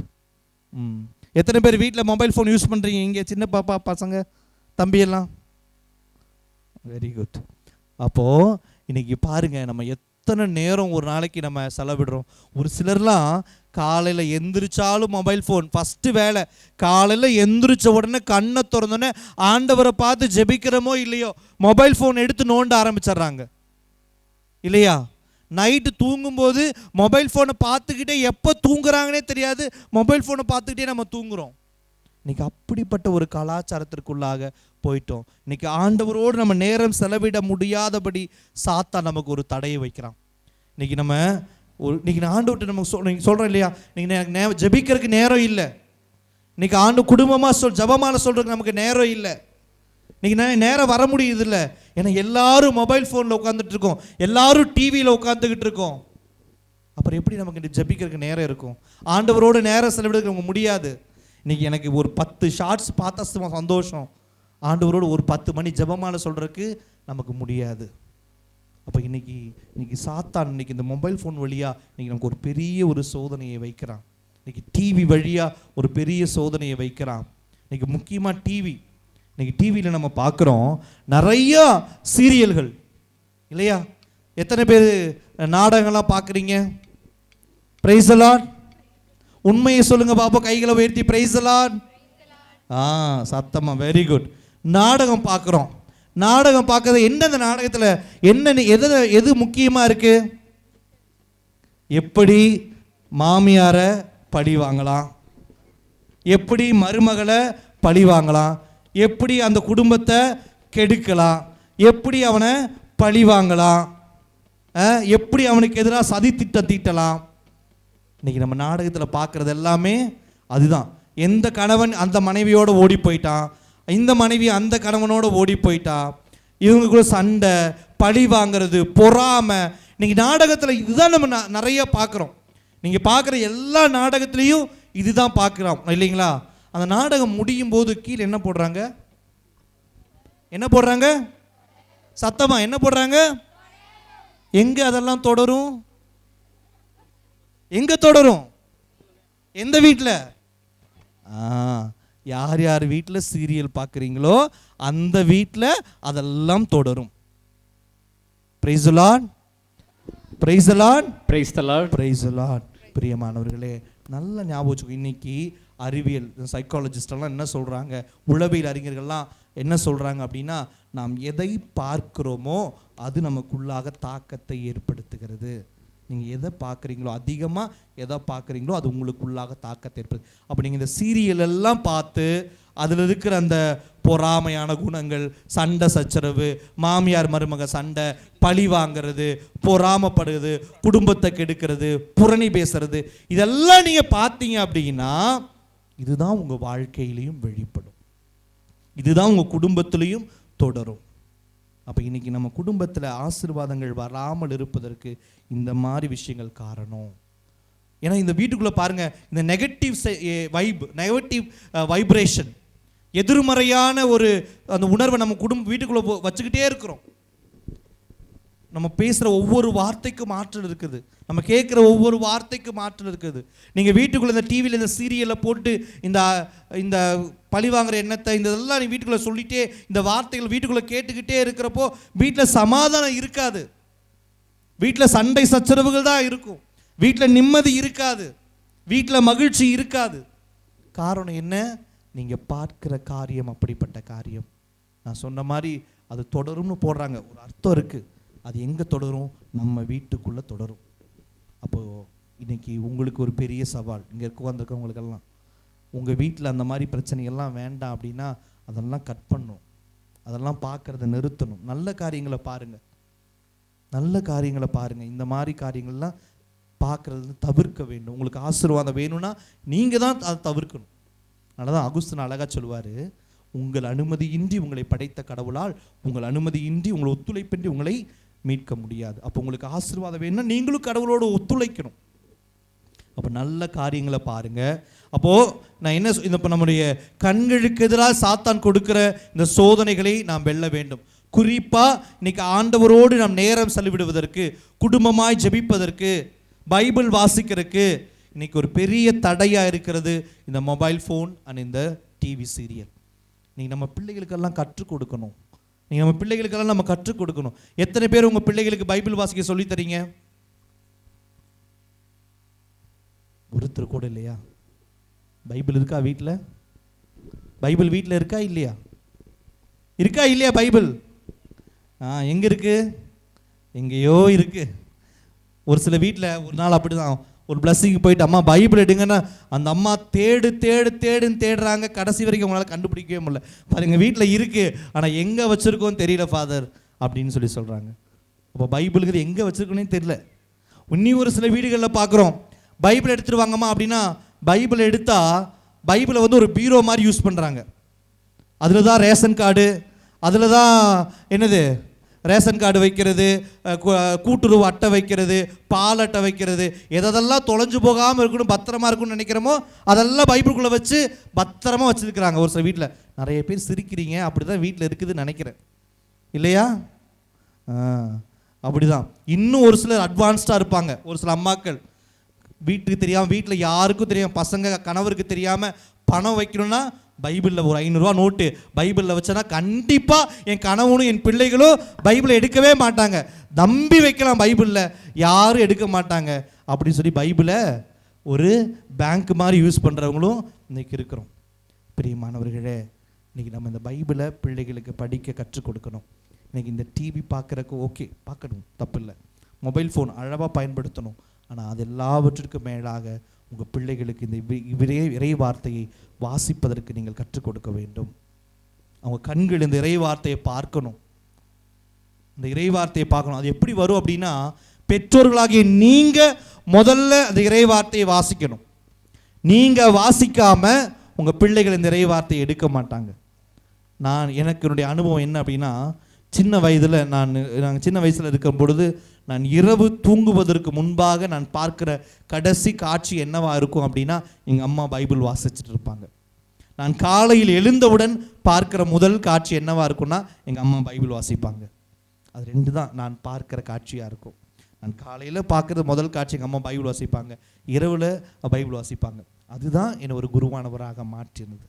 அப்போ இன்றைக்கி உங்கள் பிள்ளைகளுக்கு நீங்கள் அதை கற்றுக் கொடுக்கணும். இன்றைக்கி நிறையா பெற்றோர்கள் என் பிள்ளை மொபைல் ஃபோன் நோண்டதை கொடுத்து பெருமைப்படுறோம். அதை விட பெருமைப்பட வேண்டிய விஷயம் என்ன அப்படின்னா, உங்கள் பிள்ளைகளுக்கு இறை வார்த்தையை தெரிந்திருக்கணும், கடவுளுடைய வார்த்தை உங்களுக்கு தெரிந்திருக்கணும். அப்போ இன்றைக்கி முதல் காரியம் என்ன சொல்ல, இன்றைக்கி நம்முடைய கண்களால் நம்ம ஆண்டவரை விட்டு விலகி போவதற்கு சாத்தான் எல்லா வழிகளும் செய்கிறான். அப்போ நம்ம ரொம்ப கவனமாக இருக்கணும். நம்ம கண்களை நம்ம பரிசுத்தமாக வைத்துக்கொள்ளணும். மத்தேயு 6:22 என்ன சொல்லுது? மத்தேயு 6:22, கண்தான் உடலுக்கு விளக்கு. கண் நலமா இருந்துச்சுன்னா உடல் முழுவதும் ஒளி பெற்று. அப்போ நல்ல காரியங்களை பார்க்க உங்கள் கண்களுக்கு நீங்கள் கற்பிக்க வேண்டும். இன்னைக்கு இந்த தீமையான காரியங்கள் மலிந்து கிடக்குது. இன்னைக்கு இன்னும் குறிப்பாக சொல்லணும்னா, இளைஞரை பார்க்குறோம். இளைஞர்களுக்கெல்லாம் இன்னைக்கு இந்த மொபைல் ஃபோன் தவறான காரியங்கள் நிறைய அதில் மலிந்து கிடக்கிறது. அதில் விழுந்து போய் தன்னுடைய ஆன்மாவை தொலைத்து விடுகிறார்கள். இன்னைக்கு இந்த கண்களை பத்திரமாக நம்ம பாதுகாத்து கொள்ளணும். இந்த கண்கள் பத்திரமா இருந்துச்சுன்னா நம்முடைய உடல் பத்திரமாக இருக்கும். அப்போ முதல்ல நம்ம கண்களை இந்த தவறான காரியங்கள்லேருந்து நம்ம காத்துக்கணும். ஆண்டவரோடு நேரம் செலவிடுறதுக்கு, இந்த டிவி பார்க்கறதுக்கு, மொபைல் ஃபோன் பார்க்க தப்புன்னு சொல்ல, பார்க்கலாம், அளவாக பார்த்துக்கோங்க. ஆனால் ஆண்டவரோடு நேரம் செலவிடுவதற்கு அது ஒரு தடையாக இருந்து விடக்கூடாது. முதல்ல கண். 2வது நம்முடைய நாவு. இன்னைக்கு நாவு வழியாக சாத்தான் நம்மை பாவத்தில் விழச் செய்வான். இன்னைக்கு நிறைய நேரம் இன்னைக்கு பாருங்க, நம்ம பேசுகிற வார்த்தைகள், நிறைய பேரை நான் பார்க்குறேன், நிறைய பக்தியோடு இருப்பாங்க, ரொம்ப பக்திமானாக இருப்பாங்க, ரொம்ப ஜெபிப்பாங்க. ஆனால் அவங்க செய்கிற ஒரு பெரிய பாவம் என்னவா இருக்குன்னா, சாத்தான் எங்கே அவங்கள விழ வைப்பான் அப்படின்னா, அவங்களுடைய நாக்கில். எந்த பாவம் செய்ய மாட்டாங்க, ரொம்ப நல்லவங்களாக இருப்பாங்க, நல்லா ஜெபிக்கிறவங்களா இருப்பாங்க. ஆனால் அவங்க நாக்கை மட்டும் அவங்களால கண்ட்ரோல் பண்ணவே முடியாது. அந்த நாக்கினாலேயே அவங்க பாவத்தில் விழுகிற ஒரு சிலரை நம்ம பார்க்க முடியும். அப்போ பிரியமானவர்களே, இன்றைக்கி இந்த நாக்கை நம்ம ரொம்ப ரொம்ப சரியாக அதை பயன்படுத்த வேண்டும். நம்முடைய நாவு, ஆண்டவர் சொல்கிறாரு, உள்ளத்தின் நிறைவே வாய் பேசும். அப்போ ஒருத்தரோட வார்த்தையை வச்சே அவன் எப்படிப்பட்டவன் என்பதை நாம் தீர்மானித்து விடலாம். இன்னைக்கு நம்ம வார்த்தைகள் எப்படிப்பட்ட வார்த்தையாக இருக்குது? ஒவ்வொரு வார்த்தைக்கும் ஆற்றல் உண்டு. நம்ம வார்த்தை சொல்கிற ஒவ்வொரு வார்த்தைக்கும் ஆற்றல் உண்டு. ஆண்டவர் சொல்றாரு, மத்தேயு 12:37 வாசிங்க. உங்கள் வார்த்தைகளை கொண்டே நீங்கள் குற்றமற்றவர்களாக கருதப்படும். சூப்பரான ஒரு ஒரே வார்த்தை. உங்க வார்த்தைகளை கொண்டே நான் உங்களை தீர்ப்பிடுவேன். இதான் அந்த கரெக்டான மொழிபெயர்ப்பு. இப்படி தான் இருக்கும். உங்கள் வார்த்தைகளை கொண்டே நான் உங்களை தீர்ப்பிடுவேன். அப்போ நீங்கள் எப்படிப்பட்ட வார்த்தைகளை பேசுகிறீங்கன்னு வைத்து தான் கடவுள் நம்மை தீர்ப்பிடுவார். அப்போ நல்ல வார்த்தைகளை நம்ம பேச வேண்டும். இன்னைக்கு ஒவ்வொரு வார்த்தைக்கும் ஆற்றல் இருக்கிறது. இப்போது யாராவது ஒருத்தங்க வந்துட்டு உங்களை பார்த்து, பா நீ சமைக்கிறீங்க, உங்கள் வீட்டை வந்து சாப்பிட்டுட்டு, பா என்ன சமையல், இந்த மாதிரி நான் சாப்பிட்டதே இல்லை, இந்த சமையல் செஞ்ச கைக்கு ஒரு 2 சவரன் வளையல் போடணும் அப்படின்னு சொன்னால் உங்களுக்கு எப்படி இருக்கும்? எப்படி இருக்கும்? சந்தோஷமாக இருக்கும் இல்லையா? அதுவே சாப்பிட்டுட்டு நீங்கள் ரொம்ப கஷ்டப்பட்டு சாப்பாடு செஞ்சு வைக்கிறீங்க, சி இதெல்லாம் ஒரு சாப்பாடா அப்படின்னு கேட்டாங்கன்னா, அடுத்த தடவை உங்கள் வீட்டுக்கு வந்தாங்கன்னா சேர்த்துவீங்களா? சேர்த்தக்கூட மாட்டோம் இல்லையா? அப்போ ஒவ்வொரு வார்த்தைக்கும் ஆற்றல் இருக்குது. ஒரு பாராட்டுறோம், ஒருத்தவங்களை பாராட்டுறோம் அப்படின்னா அவங்களுக்கு சந்தோஷத்தை கொடுக்கும். நம்ம பாராட்டி பேச ஒரு வார்த்தை அவங்களுக்கு சந்தோஷத்தை கொடுக்கும். அடுத்தவங்களை விமர்சனம் செய்கிற வார்த்தை அவங்கள காயப்படுத்தும். அப்போ இந்த வார்த்தைகளுக்கு ஆற்றல் உண்டு. அப்போ இந்த வார்த்தைகளை நாம் சரியாக பயன்படுத்த வேண்டும். ஒவ்வொரு வார்த்தையும் கத்தி மாதிரி. ஒரு கத்தியை வச்சு ஒரு அறுவை சிகிச்சை செய்து ஒரு மனுஷனை குணப்படுத்தவும் முடியும். அதே கத்தியை வச்சு ஒரு ஆளை கொல்லவும் முடியும். அப்ப இன்னைக்கு யோசிச்சு பார்க்கணும், என்னுடைய வார்த்தைகள் எப்படிப்பட்ட வார்த்தையா இருக்குது? நான் பேசுற வார்த்தை அடுத்தவங்களை வாழ்விக்கிற வார்த்தையா இருக்குதா, இல்ல அடுத்தவங்களை காயப்படுத்துற வார்த்தையா இருக்குதா? ஒரு சிலருக்கெல்லாம் நாக்கே கத்தி மாதிரி தான் இல்லைங்களா? ஒரு சிலருக்கெல்லாம் நாக்கு கத்தி மாதிரி, எப்படா எவன் கிடைப்பான் அவன் நெஞ்சில குத்தி கொடையலானே இருப்பாங்க இல்லையா? அவங்க பேசுற ஒவ்வொரு வார்த்தையும் காயப்படுத்துற வார்த்தையா பேசுற மனிதர்கள் நிறைய நம்மளை சுத்தி இருக்கிறாங்க. அப்படிப்பட்ட மனிதனா நம்ம இருக்கக்கூடாது. நம்ம வார்த்தை யாரையும் காயப்படுத்திடக்கூடாது இல்லைங்களா? ஒரு சில நேரம் வீடுகளில் பார்க்குறோம், வீடுகளில் தான் பெரும்பாலுமே நடக்கும். மாமியார் மருமக இருக்கிறாங்கன்னா மாமியார் ஒரு ஜாடையாக பேசுவாங்க, மருமக ஒரு ஜாடையாக பேசுவாங்க, ரெண்டு பேரும் மாற்றி மாற்றி அடுத்தவங்களை காயப்படுத்திக்கிட்டே இருப்பாங்க. இப்போ இன்னைக்கு நம்முடைய வார்த்தைகள் எப்படிப்பட்ட வார்த்தைகளாக இருக்கிறது? இன்னைக்கு நிறைய இன்னொரு பெரிய ஒரு பாவம், சாத்தான் பலரையும் விழவைக்கிற ஒரு பாவம். குருக்களை சரி, கன்னியர்களை சரி, இறை மக்களையும் சரி, சாத்தான் விழவைக்கிற ஒரு பாவம் என்ன அப்படின்னா காசிப், புரணி பேசுதல். இன்னைக்கு இல்லையா, ஒரு 4 பேர் சேர்ந்துட்டா இன்னொருத்தரை பத்தி புரணி பேசாம இருக்க முடியாது. குறிப்பா ஒரு 4-5 அக்கா தங்கச்சியோட பிறந்தவங்க இருக்கு. யாராவது இருக்கிறீங்களா? 2-3 அக்கா தங்கச்சி, 4-5 அக்கா தங்கச்சி எல்லாம் இருக்கிறீங்களா?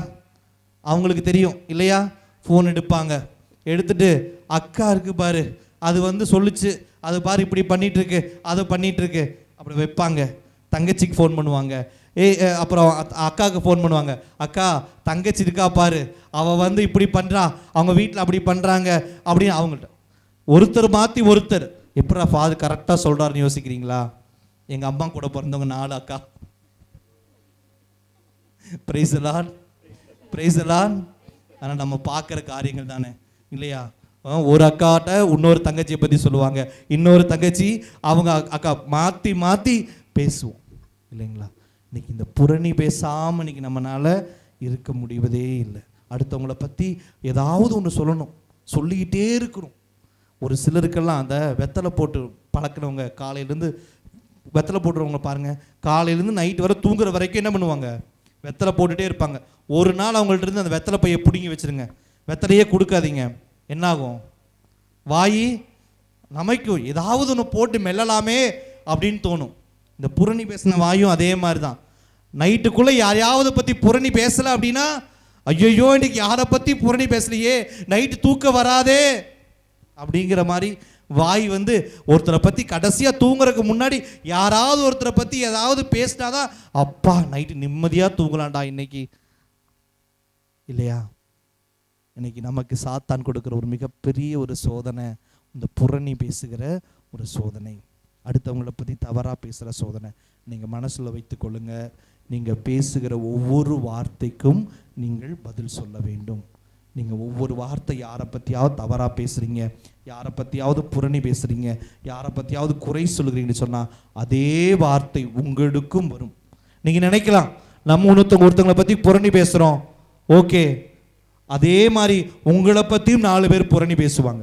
நீங்கள் ஒவ்வொரு முறை அடுத்தவரை பற்றி புரணி பேசுகிற பொழுது மனசில் ஆழமாக நினச்சிக்கோங்க, நீங்கள் பேசுகிற அதே வார்த்தையை உங்களை பற்றி வேற யாராவது பேசிக்கொண்டிருப்பார்கள். அப்போ நம்ம நாக்க கவனமாக வச்சுக்கணும். சாத்தான் இன்னைக்கு ரொம்ப எளிமையாக இந்த பாவத்தை செய்து நம்ம பாவமே தெரியாமல் செஞ்சுக்கிட்டு இருப்போம், தினமும் இதை செஞ்சுக்கிட்டு இருப்போம். ஒரு 4 பேர் சேர்ந்துட்டாவே அடுத்தவங்களை புதைச்சிருவாங்க, குடி தோண்டி புதைச்சிருவாங்க. அவங்கள பற்றி என்னென்ன சொல்லணுமோ இல்லாத பொல்லாது எல்லாம் சொல்லுவாங்க. இன்னும் ஒரு சிலர் இருக்கிறாங்க, நான் சேர்ந்துட்டாங்கன்னா அவங்க குடும்பத்தில் இப்படி, அவங்க கணவர் இப்படி பண்ணுறாங்க, அவங்க மனைவி இப்படி பண்ணாங்க, அவங்க பிள்ளைகள் இப்படி பண்ணாங்க, பொதுவில் சொல்லி அவங்கள கூனி குறுக வைக்கிறது. அந்த குடும்பத்தில் யாராவது ஒரு தப்பு பண்ணியிருப்பாங்க, ஏதாவது ஒரு தவறு செஞ்சுருப்பாங்க, எல்லாருக்கும் தவறு தெரிஞ்சிருக்கும். என்ன சொல்லுவாங்க, பாரு அவங்க குடும்பத்தில் இப்படிப்பட்ட ஒரு அசிங்கமான காரியத்தை செஞ்சுட்டாங்க, பாரு அவன் மகன் அவனுடைய மகள் இதை காரியத்தை செஞ்சுட்டாங்க அப்படின்னு அவங்கள எல்லாரும் முன்னாடி கூனி குறுக வைத்து விடுவோம் பல நேரங்களில்.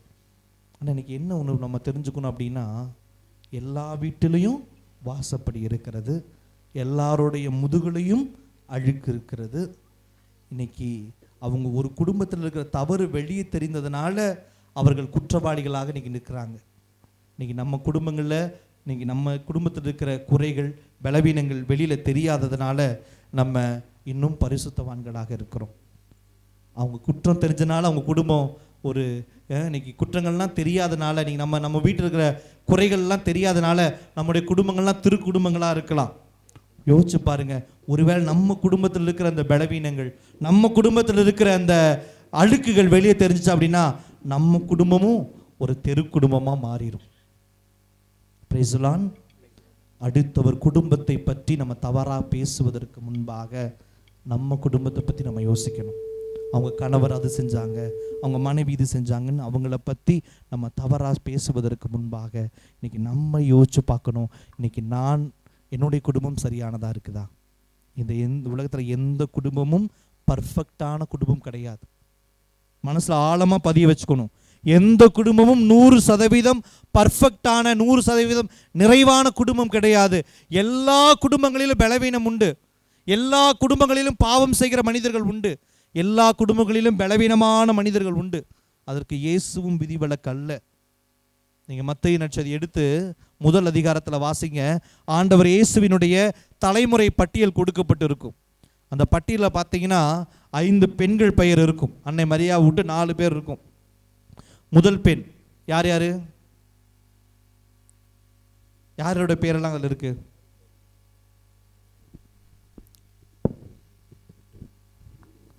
தாமார் இருக்கும். தாமார் யாரு? தன்னுடைய சொந்த மாமனாரோடு உறவு வைத்து கொண்ட ஒரு பெண். ஆண்டவர் இயேசுவினுடைய தலைமுறை, அவங்களுடைய மூதாதையர். அதே மாதிரி ராகாபு இருக்கும். ராகாபு ஒரு விளை மகளிர். ரூத் இருக்கும். ரூத்து ஒரு 2வது திருமணம் செய்து கொண்ட ஒரு பெண். அதற்கப்புறம் பத்சேபா, தாவீது அரசரை பாவத்தில் விழச் செய்த ஒரு பெண். அப்போ ஆண்டவர் இயேசுவினுடைய குடும்பத்தை எடுக்கிற பொழுதே அவங்க குடும்பத்தில் இருக்கிற அவங்க குடும்பமே ஒரு பர்ஃபெக்டான குடும்பம் கிடையாது. அதுவே பலவீனம் நிறைந்த மனிதர்கள் கொண்ட ஒரு குடும்பம். அப்போ எல்லா குடும்பமும் பலவீனமான குடும்பம். எல்லா குடும்பத்திலும் குறை இருக்குது. அப்போ அந்த குடும்பம் நமக்கு எந்த குடும்பத்தையும் குறை சொல்லக்கூடிய உரிமை நமக்கு கிடையாது. இன்னைக்கு அடுத்த குடும்பத்தை பற்றி அவங்க குடும்பத்தில் இருக்கிற ஏதாவது ஒரு காரியம் வெளியே தெரிஞ்சிருக்கலாம். அதனால் அவங்க நம்ம பாவிகளாக முத்திரை குத்த முடியாது. ஏன்னா அதே பாவத்தை நம்ம குடும்பத்திலும் இருக்கும், அதே குறைகள் நம்ம குடும்பத்திலும் இருக்கும். எனவே அடுத்தவர் குடும்பத்தை தவறாக பேசுவதற்கு முன்பாக பிரியமானவர்களே, இதை யோசிச்சுக்கணும். என்னுடைய நாவை அந்த வார்த்தைகளை பேசக்கூடாது, அது தவறு. இது நம்ம ஆழமாக மனசில் பதிய வைத்து கொள்ளணும். அப்போ இன்னும் ஒரு சிலர் இருப்பாங்க, முட்டுக்கட்டை போடுகிறவர்களாக இருப்பாங்க. எப்போ எந்த நன்மை செய்தாலும், ஒரு குடும்பத்தில் ஏதாவது நன்மை எடுக்கிறாங்க, இல்லை ஆலயத்தில் ஏதாவது ஒரு நன்மை செய்கிறாங்க, ஒரு முட்டுக்கட்டை போடுவாங்க. இதெல்லாம் வேலைக்கு ஆகாது, இதெல்லாம் சரிப்பட்டு வராது. எப்போ பார் எதிர்மறையாய் பேசிக்கொள்கிற மனிதர்கள். நம்ம அப்படி இருக்கிறோமா அப்படி நம்ம யோசிச்சு பார்க்கணும். அப்போ இதெல்லாம் நம்முடைய நாவினால் நம்மை சாத்தான் விழ வைக்கிற காரியங்கள். அப்போ இந்த மாதிரி காரியங்களை நம்ம செய்கிறோமா என்கிறதை நம்ம யோசிச்சு பார்க்கணும். அடுத்ததாக நம்முடைய காது என்ன? இன்னைக்கு நம்ம காது செய்கிற ஒரு பெரிய பாவம் என்ன அப்படின்னா, காசிப்ஸ், புரணிகளை கேட்பது. இன்னைக்கு செந்தமிழ் நாடெனும் போதினிலே, சத்தமா, செந்தமிழ் நாடெனும் போதினிலே இன்பத்தேன் வந்து பாயுது காதினிலே அப்படின்னு பாரதி பாடினாரு. இன்னைக்கு நமக்கு எப்போ இன்பத்தேன் வந்து காதுல பாயும்? யாராவது யாரை பற்றியாவது ஒரு புரணியை சொன்னாங்கன்னா அப்பா நல்லா கேட்கலாம் இல்லையா? இன்னைக்கு ஒரு சிலருக்குலாம் அந்த காது அந்த புரணியை கேட்குறதுல அவ்வளவு ஒரு இன்பம். ஒருத்தங்க யாராவது ஒரு விஷயத்த சொல்லி அங்கே என்ன நடந்துச்சு தெரியுமா அப்படின்னு சொல்லிட்டு நிறுத்திட்டாங்க அப்படின்னா அவ்வளோதான், அவங்களால தூங்கவே முடியாது. அது என்ன விஷயம் தெரிஞ்சுக்கிற வரைக்கும் அவங்களால தூங்க முடியாது. எப்படியாவது மண்டை உடஞ்சிரும், எப்படியாவது காதில் கொடுத்து கேட்டுறணும், என்ன நடந்துச்சு நமக்கு தெரிஞ்சுக்கணும். அப்போ இந்த மாதிரி புரணிகளை கேட்கிற காது நம்ம காதாக இருக்கக்கூடாது. இன்னைக்கு யோசிச்சு பாருங்களேன், 4 பேர் சேர்ந்து ஒரு புரணி பேசுகிறாங்கன்னு வைங்க, அந்த புரணியை கேட்குறோன்னு வைங்க, கேட்டு முடிச்சு நீங்கள் கொஞ்சம் தூரம் போன பின்னாடி பாருங்களேன், உங்களுக்குள்ளாக ஒரு வெறுமை வரும். ஏதோ ஒரு எனர்ஜி நம்ம விட்டு போன மாதிரி நமக்கு இருக்கும். அப்போது இன்னைக்கு இந்த மாதிரி எதிர்மறையான காரியங்களை பேசுகிற மனிதர்களிடமிருந்து நீங்கள் உங்களை பாதுகாத்து கொள்ள வேண்டும். இந்த மாதிரி காரியங்கள் உங்கள் காதுகளை கொடுக்கக்கூடாது. நல்ல காரியங்களை கேட்பதற்கு காதுகளை கொடுக்க வேண்டும். அப்போது நம்ம காதை பற்றி. கடைசியாக உடல். இன்னைக்கு நம்முடைய உடல் நமக்கு எல்லாருக்கும் தெரியும். உடல் சார்ந்த இச்சைகள், உடல் சார்ந்த நம்முடைய பாவங்கள், இது கடவுளுக்கு எதிரான ஒரு பாவம். நமக்கு 6வது கட்டளை தெரியும், மோக பாவம் செய்யாதிருப்பாயாக. எல்லாம் பெரியவங்க எல்லாம் தெரியும் அது என்னது அப்படின்னு. அதே மாதிரி இன்னைக்கு நம்ம யோசிச்சு பார்க்கணும். இன்னைக்கு ஒருவேளை நம்ம உடலுக்கு எதிரான உடல் சார்ந்த இச்சைகளால் நாம் பாவம் செய்திருந்தோம் அப்படின்னு சொன்னால் அதுவும் நம்ம கடவுளை விட்டு பிரிய வைத்துடும். நம்ம உடல் சார்ந்த இச்சைகளில் பாவம் செய்கிற பொழுது நமக்கே கடவுள்கிட்ட வர முடியாது. நமக்கே அவமானமாக இருக்கும். ஐயோ, நான் இப்படிப்பட்ட பாவங்களை கடவுளை விட்டு செஞ்சுட்டேனே அப்படின்னு சொல்லி வருவதற்கு நமக்கே மனது இருக்காது. அப்போ இந்த மாதிரி பாவங்களை நான் விழுந்திருக்கிறேனா என்பதையும் நாம் சிந்தித்து பார்க்கணும். இன்னொரு உடல் சார்ந்த பாவம், தலையான பாவங்களில் ஒரு பாவமாக நம்ம பார்க்கிறது சோம்பல். அதுவும் ஒரு பாவம். இன்னைக்கு உடலை சோம்பலான உடலாக வைத்திருக்க கூடாது. ஒரு சில வீடுகளுக்கு ஆண்டவர் சாடுகிறதை நம்ம பார்க்கிறோம். அப்போ பிரியமானவர்களே, இன்னைக்கு இந்த ஆணவம் நமக்குள்ள வந்துச்சு அப்படின்னா நம்ம கடவுளுக்கு அருகில் வர முடியாது. நான் என்கிற எண்ணம் எனக்குள்ள இருந்துச்சு அப்படின்னா நான் கடவுளுக்கு அருகில் வர முடியாது. அப்போ இன்னைக்கு யோசிச்சு பார்க்கணும், எனக்குள்ள இந்த நான் என்கிற எண்ணம் இருக்கிறதா? இன்னைக்கு நிறைய வகைகளில் அந்த நான் என்கிற எண்ணம் வெளிப்படும். இன்னைக்கு நிறைய வகைகளில் வெளிப்படும். எப்படி? இன்னைக்கு குடும்பத்தில் எப்படி வெளிப்படும்? குடும்பத்தில் இன்னைக்கு யாராவது ஒருத்தங்க இருப்பாங்க, நான் வைக்கிறது தான் சட்டம், நான் சொல்றத என் குடும்பத்தில் இருக்கிற எல்லோரும் கேட்கணும். யாராவது நான் சொல்றத கேட்கல அப்படின்னா அவ்வளோதான். ஒரு சில வீடுகளை பார்க்குறோம், பத்திரிக்கையில் என் பேரை போடாமல் விட்டுட்டாங்க, அந்த கல்யாணத்துக்கே நான் போக மாட்டேன். இல்லையா? என் பேரை சின்னதாக போட்டாங்க, அவங்க பேரை பெருசாக போட்டுட்டாங்க, கல்யாணத்துக்கு போக மாட்டோம். எங்கள்கிட்ட சொல்லாமல் என் அக்கா அதை வாங்கிட்டாங்க, எங்கள் தங்கச்சி இதை வாங்கிட்டாங்க, பேச மாட்டாங்க அவங்க கூட. கணவன் மனைவி வீட்டில் நான் வைக்கிறது தான் சட்டம், நான் சொல்கிறபடி தான் நடக்கணும் அப்படிங்கிற ஒரு மனநிலையோடு நம்ம இருக்கிறோம் அப்படின்னா நாம் இன்னைக்கு இந்த நான் என்கிற எண்ணத்தில் இருக்கிறோம், நமக்குள்ள ஆணவம் இருக்கிறது என்று பொருள். இப்போ இன்னும் அது ஆலயத்தில் எடுத்துட்டோம்னா ஒரு சில நேரங்களில் நான் பெரியவன், ஆலயத்தில் நான் வைக்கிறதா சட்டமாக இருக்கணும் அப்படின்னு ஒரு சில ஆலயங்கள் அப்படி இருக்கிற மக்களையும் நம்ம பார்க்குறோம். பங்கில் எங்களை கேட்காம எதுவும் செய்யக்கூடாது, எங்களை கேட்காம எதுவும் நடக்கக்கூடாது அப்படிங்கிற நான் வைக்கிறதா அந்த ஆலயத்தில் சட்டமாக இருக்கணும் அப்படின்னு சொல்லி இருக்கிற மக்களும் பார்க்குறோம். ஒரு சில பங்குகளில் ரொம்ப வேதம், இந்த பங்கில் எப்படி எனக்கு தெரியல, நான் எதுவும் பேசலை யார்கிட்டையும். ஒரு சில பங்குகளில் பார்க்குறோம், அங்கே இருக்கிற குருக்கள் வருவாங்க, குருக்களை பார்த்துட்டு என்ன சொல்லுவாங்க, நீங்கள் 5 வருஷம் இங்கே இருப்பீங்க, அதுக்கப்புறம் போயிடுவீங்க, இந்த பங்கு எங்கள் பங்கு, நாங்கள் வைக்கிறதா இங்கே சட்டமாக இருக்கணும், நாங்கள் வைக்கிறத நாங்கள் சொல்கிறபடி தான் இந்த பங்கு நடக்கணும் அப்படின்னு நினைக்கிற ஒரு சில இறை மக்கள் இருப்பாங்க. இதெல்லாம் ஆணவத்தினுடைய வெளிப்பாடு, இதெல்லாம் ஆணவத்தினுடைய வெளிப்பாடு. பிரியமானவர்களே, இன்னைக்கு ஒரு குருவானவர் ஒரு பங்குக்கு நியமிக்கப்படுறாங்க அப்படின்னு சொன்னால் அது திருச்சபை, அந்த ஆண்டவர், அந்த குருவுக்கு அவங்களுக்கு ஒரு ஆன்மீக தந்தை. ஒவ்வொரு குருவானவரும் ஏதோ வந்துட்டு போகிற ஆள் அல்ல, இந்த பங்கினுடைய ஆன்மீக தந்தை ஒரு குருவானவர். அப்போ அந்த குருவானவருக்கு கீழ்ப்படிவது நமக்கு ஒரு நமக்கு கடமையாக இருக்கிறது. அவங்க தவறு செய்கிறாங்களா போய் சொல்லணும், அவங்கள்ட்ட போய் சொல்லணும், ஃபாதர் நீங்கள் செய்ய தவறு, தனிப்பட்ட வகையில் சொல்லணும். கூட்டம் சேர்ந்து அவங்களுக்கு எதிராக பேசுறது அல்ல, அவங்களுக்கு எதிரான காரியங்களை செய்கிறது அல்ல. அது அல்ல ஒரு நல்ல ஒரு குடும்பத்திற்கு அழகு. ஒவ்வொரு பங்கும் ஒரு குடும்பம், ஒவ்வொரு பங்கு தந்தையும் அந்த குடும்பத்தினுடைய தலைவர். நம்ம அப்பா தப்பு செஞ்சுட்டாங்கன்னு ஊர் ஃபுல்லாக போய் நம்ம தம்பட்டை அடிக்க மாட்டோம் இல்லையா? அப்படிதான் ஒவ்வொரு பங்கு தந்தையும் நம்ம அவங்க கீழ்ப்படியணும். அவங்களுடைய ஞான தந்தை, அவங்க ஞான மேய்ப்பர் திருச்சபை நம்ம கொடுத்திருக்கிறது, ஆண்டவர் நம்ம கொடுத்திருக்கிறார், அவர்களுக்கு நம்ம கீழ்ப்படிய வேண்டும், அவர்களுக்குரிய மரியாதையை நம்ம கொடுக்க வேண்டும். இன்னைக்கு ஒரு சில பங்குகளில் வேதனைக்குரிய காரியம், பங்கு சாமியார் ஏதாவது முயற்சி எடுத்தால் அதற்கு முட்டுக்கட்டை போடுகிற மக்கள் இருக்கிறாங்க. பங்கு சாமியாரை பற்றி இல்லாததும் பொல்லாததும் பேசுகிற ஒரு கூட்டம் இன்னைக்கு இருக்கிறதை ஒரு சில பங்குகளில் நம்ம பார்க்க முடிகின்றது. நம்ம கவனமாக இருக்கணும். நம்ம பாருங்கள், பைபிளில் வாசிக்கிறோம், தாவீது அரசர் தாவீது அரசரை சவுல் துரத்துறார், கொல்லுவதற்காக துரத்திட்டு ஓடுறாரு. அப்படி கொல்லுவதற்காக துரத்திட்டு ஓடுறப்போ ஒரு இடத்துல சவுலை கொல்லக்கூடிய வாய்ப்பு தாவீது அரசருக்கு கிடைக்குது. அப்போ தாவீது அரசர் கூட இருந்தவங்களாம் சொல்லுவாங்க, நீங்கள் சவுலை கொன்னுருங்க, நீங்கள் சவுலை கொன்னுட்டா நீங்கள் அரசராக மாறிடலாம். அப்போ தாவீது அரசர் சொல்லுவார், இவர் கடவுளால் அருள் பொழிவு செய்யப்பட்டவர், இவர் மேல் நான் கை வைக்கக்கூடாது அப்படின்னு சொல்லுவார்.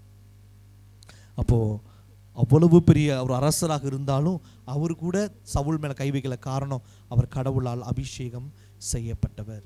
அப்போ நமக்கும் அதுக்கான உரிமை கிடையாது. கடவுளால் அபிஷேகம் செய்யப்பட்ட இந்த குருக்கள் தவறு செய்வாங்க, எல்லாரும் மனிதர்கள். அப்படி தவறு செய்தால் அவர்கள்ட்ட போய் நேரடியாக நம்ம சொல்லணுமே தவிர அவர்களை பற்றி குறை பேசுவதோ அவர் எடுக்கிற முயற்சிக்கு முட்டுக்கட்டையாக இருப்பதோ நம்ம கூடாது. அவர்களை தண்டனை தீர்ப்புக்கு உள்ளாக்குவது நம்முடைய வேலை அல்ல, அவர்களுக்காக நம்ம ஜெபிக்கணும். ஒரு அனுபவத்தை நான் உங்களுக்கு சொல்கிறேன். ஒரு பங்கில் நடந்த எங்கள் சுல்தான்பேட் மறை மாவட்டம், எங்கள் கோயம்புத்தூர் மறை மாவட்டம் பக்கத்தில் இருக்கிற மறை மாவட்டம் கொஞ்சம் நாட்களுக்கு முன்னாடி வரைக்கும் எங்கள் மறை மாவட்டத்தில் இருந்தது. இப்போயும் அந்த பங்கு தந்தை எங்களுடைய மறை மாவட்டத்தை வேலை செய்கிறார். அவர் ஒரு குறிப்பிட்ட பங்கு தந்தையாக இருக்கிறார் சுல்தான்பேட் மறை மாவட்டத்தில். அப்போ அங்கே அந்த தேர் திருவிழாவுக்கு அவங்க அந்த பட்டாசு வெடிக்கிறது வழக்கம். அந்த ராக்கெட் விடுவாங்க இல்லையா, பட்டாசு பயங்கரமாக வெடிப்பாங்க. அப்போ அதை பற்றி பேசுவதற்காக அந்த நபர் வந்திருக்கிறார். ஃபாதர் குளிக்க தயாராகிட்டார். அப்போ ஃபாதர் சொல்லியிருக்கார், தம்பி வெயிட் பண்ணி நான் குளிச்சுட்டு வந்துடுறேன்னு சொல்லியிருக்காரு. இந்த நபரும் வெயிட் பண்ணிட்டு இருந்திருக்காரு. ஃபாதர் குளிக்க போயிட்டாரு. ஃபாதர் ஏதோ ஒரு ஞாபகத்தில் குளிச்சுட்டு அப்படியே மொட்டை மாடிக்கு போய் நின்றுட்டார். அவருக்கு அது ஞாபகம் இல்லை இந்த நபர் வந்தது. அப்போ இந்த நபர் திடீர்னு வெளியில் வந்து பார்த்தோன்னு ஃபாதர் நிற்கிறத பார்த்தோன்னே அவருக்கு பயங்கர கோபம். என்ன, நான் இந்த பங்கில் இத்தனை வருஷமாக உறுப்பினராக இருக்கிறேன், இந்த பங்குக்காக இத்தனை காரியங்களை செய்கிறேன், ஆனால் இந்த மனுஷன் என்னை மதிக்காமல் நான் வெயிட் பண்ணிட்டு இருக்கேன், என்னை கேட்காம போய் மேலே நின்று காற்று வாங்கிட்டு இருக்காருன்னு சொல்லிட்டு ஃபாதரை கண்டபடி அவர் திட்ட ஆரம்பிக்கிறார். கையை நீட்டி நீட்டி பேச ஆரம்பிக்கிறார். அப்போ ஃபாதருக்கு பயங்கர மன வருத்தம் ஆயிடுச்சு. அவர் சொன்னார், ஏன்ப்பா நான் தெரியல, மறந்துட்டேன், நான் குளிச்சுட்டு ஏதோ ஞாபகத்தில் மேலே வந்துட்டேன்னா அவர் கேட்குறதா இல்லை. தொடர்ந்து ஃபாதர் கண்டபடி திட்ட ஆரம்பிக்கிறார், கையை நீட்டி நீட்டி பேசுகிறார். ஃபாதருக்கு ஒரு கட்டத்தில் கோபம் அதிகமாக என்ன சொல்லிட்டாரு, நீ கையை நீட்டி நீட்டி பேசுகிற, இந்த கையை உனக்கு இல்லாமல் போயிடும் பார்த்துக்கோ அப்படின்னு சொல்லிட்டார். ஏதோ ஒரு கோபத்தில் அவர் சொல்லிட்டாரு. அப்புறம் 2 பேரும் போயிட்டாங்க, எல்லாம் முடிஞ்சிருச்சு. தேர் வந்தது, தேர் எடுக்கிறாங்க, அவர் பட்டாசு வெடிக்கிறாங்க. இவர் வழக்கம் போல் பட்டாசு வெடிக்கிறாரு. பட்டாசு வெடிக்கிறப்போ பாருங்கள், உண்மையாக நடந்த நிகழ்வு. கரெக்டாக அவர் வெடிக்கிறப்போ கையில் பட்டு கையில் பெரிய ஒரு காயம் அவருக்கு ஏற்பட்டது. கை அவரால் பயன்படுத்த முடியாமல் போயிடுது. ஏதோ கதை இல்லை, உண்மையாக நடந்த ஒரு நிகழ்ச்சி.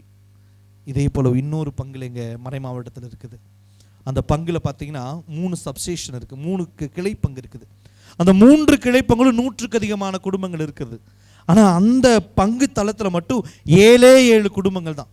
7 குடும்பத்துக்கு மேலே ஒரு குடும்பம் அங்கே வரமாட்டேங்குது. ஏன் அந்த 7 குடும்பத்துக்கு மேலே ஒரு குடும்பம் வரமாட்டேங்குது? அதே போல் அந்த ஊர் சுற்றி எல்லா பக்கம் மழை பெய்யும், அந்த பங்கில் மட்டும் மழையே வராது, எந்த ஒரு செடியும் முளைக்காது, ரொம்ப ஒரு வறட்சியான, அந்த கிணறுகள் ஒருபோதும் அந்த தண்ணி தராது, ஒரு வறட்சியான பகுதியாக அந்த இடம் இருக்குது. அப்போ அந்த பக்கத்துக்கு எல்லா இடமும் நல்லா இருக்குது. ஆனால் அந்த பங்கு சுற்றி இருக்கிற அந்த குடும்பங்கள் மட்டும் 7 குடும்பத்துக்கு மேலே ஒரு குடும்பம் வராது. ஒரு குடும்பம் வந்தால் ஒரு குடும்பம் வெளியே போயிடுறாங்க, இல்லை யாராவது இறந்து போயிடுறாங்க. இன்னைக்கு வரைக்கும் அங்கே அப்படி தான் இருக்குது. அப்போ அது வரலாறை திரும்பி பார்க்குற பொழுது பின்னாடி பார்க்குறப்போ அங்கே ஒரு குருவானவர் வேலை செஞ்சப்போ ரொம்ப அவரை கொடுமைப்படுத்தி அவர் ரொம்ப காயப்படுத்தி இருக்கிறாங்க. அந்த குருவானவர் ரொம்ப மனவேதனைப்பட்டு, இவ்வளவு நான் நன்மை செய்தும் இந்த மக்கள் இவ்வளவு என்னை காயப்படுத்திட்டாங்களேன்னு சொல்லி ஒரு சாபமாக அவர் கொடுத்துட்டு போனதா அவங்க சொல்கிறாங்க. ஒவ்வொரு வாய்வழி செய்தியாக அங்கே இருக்கிறத நம்ம பார்க்குறோம். அப்போது இந்த ஆணவம் நமக்குள்ளே இருக்கக்கூடாது. இன்றைக்கி நம்ம பங்கு தலங்களில், நம்ம குடும்பங்கள்லேயும் சரி, நம்ம பங்கு தலங்கள்லேயும் சரி, நாம் தாழ்ச்சியுள்ள மனிதர்களாக இருக்க பழக வேண்டும். இன்றைக்கி நான் வைப்பது தான் சட்டம், நான் சொல்கிறபடி தான் எல்லாரும் நடக்கணும், நான் சொல்கிறபடி தான் எல்லாரும் கேட்கணும். இல்லை, அது கிறிஸ்தவம் கிடையாது, அது கிறிஸ்தவ வாழ்வு கிடையாது. அப்படிப்பட்ட வாழ்வு கிறிஸ்தவ வாழ்வு கிடையாது.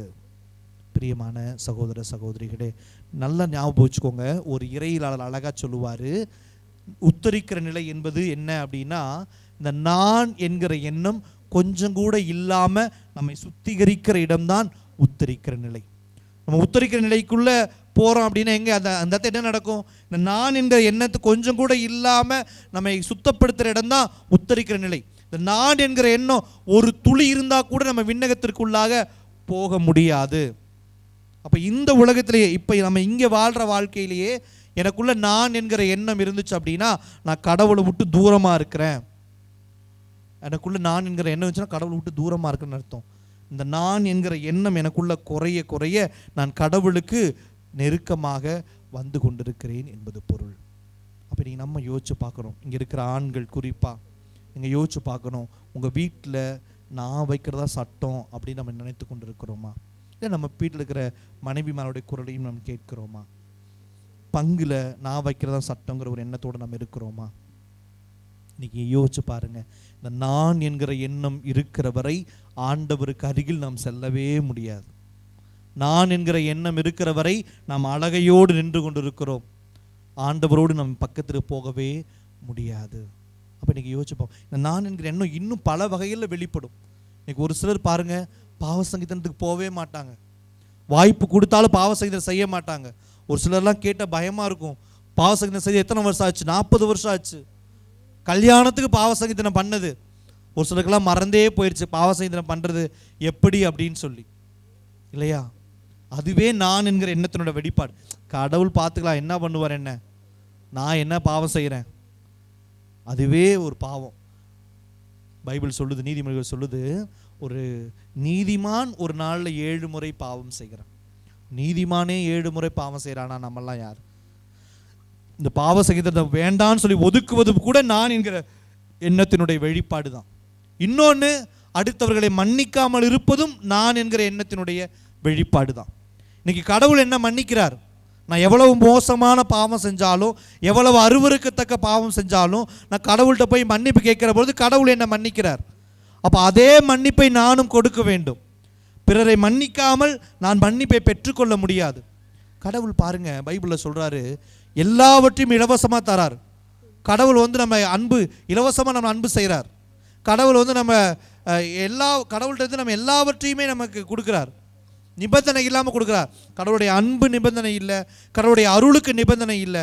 ஆனால் ஒரே ஒரு காரியத்தை மட்டும் நிபந்தனையோட வைக்கிறார், கண்டிஷன். நீ பிறரை மன்னித்தாதான் உனக்கு மன்னிப்பு கிடைக்கும்.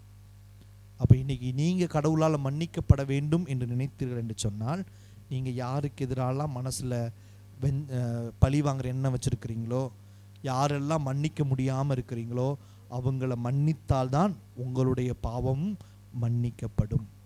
உங்கள் வீட்டுக்குள்ளே சமாதானம் வரணும், உங்கள் வீட்டுக்குள்ளே ஆசீர்வாதம் வரணும் அப்படின்னா நீங்கள் மன்னிக்க வேண்டும். நீங்கள் மற்றவங்கள உங்கள் உடலில் நோய்கள்லேருந்து நீங்கள் விடுதலை பெறணும் அப்படின்னா நீங்கள் மன்னிக்கணும். மன்னிக்காமல் நீங்கள் இந்த மன்னிக்காமல் மற்றவங்களை பற்றி அந்த எதிர்மறையான எண்ணங்களை உள்ளத்தில் வைத்திருக்க அது உங்கள் உள்ளத்திற்கும் உடலுக்கும் நோயை உண்டாக்கும். உங்கள் குடும்பத்தில் சமாதானம் ஏற்படுவதற்கு தடையாக இருக்கும். ஆசீர்வாதம் வருவதற்கு அது ஒரு தடையாக இருக்கும். பாருங்க, சக்கையு ஆண்டவர் பார்க்குறாரு. அவர் மரத்து மேலே இருக்கிறாரு. சக்கையவே இறங்கி வா, உன் வீட்டில் விருந்துன்னு கூப்பிட்டு போகிறாரு. வீட்டுக்கு போகிறாங்க, சாப்பிட்றாங்க. அது வரைக்கும் ஆண்டவர் ஒன்றுமே பேசலை. விருந்து வைக்கிறாங்க, ஒன்றுமே பேசலை. உடனே சக்கையு விருந்தெல்லாம் முடிஞ்சோன்னே எந்திரிச்சு நிற்கிறாரு. எந்திரிச்சு நின்று என்ன சொல்கிறாரு? ஆண்டவரே என்ன சொல்கிறாரு? சக்கையு என்ன சொல்கிறாரு? Price the lord, praise the Lord. சத்தமாக எல்லாரும் கைகளை உயர்த்தி பிரைஸ் தி லார்ட்.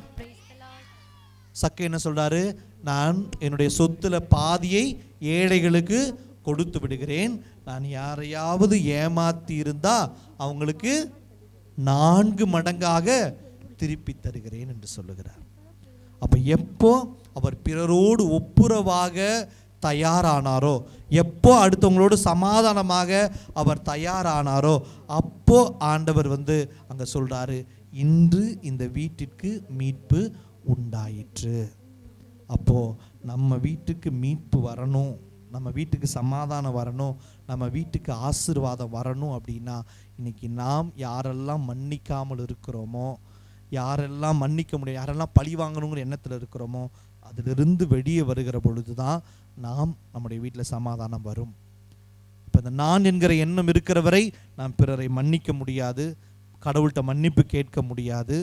இந்த ஆணவத்திலேயே நம்ம வாழ்வோம். இந்த நான் என்கிற எண்ணம் இருக்கிற வரை கடவுள் உங்கள் ஜெபத்தை கேட்கவே மாட்டார். நம்ம பார்க்குறோம், பரிசேயரும் வரி தண்டுபவர்.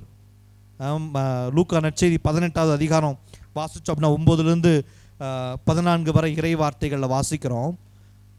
வரி தண்டுபவரும் பரிசேயரும் ஜெபிக்க போகிறாங்க. அப்போ அந்த பரிசேயர் சொல்கிறாரு, ஆண்டவரே நான் இத்தனை முறை ஜெபிக்கிறேன், இப்படியெல்லாம் நான் வந்து இதெல்லாம் செய்கிறேன், நோன்பு இருக்கிறேன், என்ன பின்னாடி இருக்கிற இந்த வரிதண்டு மௌனை போல நான் பாவி இல்லைன்னு சொல்றார். தன்னையே உயர்வா அவர் பேசுறார். அப்போ பின்னாடி இருக்கிற அந்த வரிதண்டுபவர், ஆண்டவரை நோக்கி பார்ப்பதற்கு கூட தகுதி இல்லாமல் அவர் அப்படியே குமிஞ்சிட்டு சொல்கிறாரு, ஆண்டவரே நான் பாவி, என்னை மன்னிச்சிருங்கன்னு சொல்கிறாரு. அது அருமையாக இருக்கும். அந்த வார்த்தையை வாசிங்க, 18-14 வாசிங்க. லூக்கா 18-14.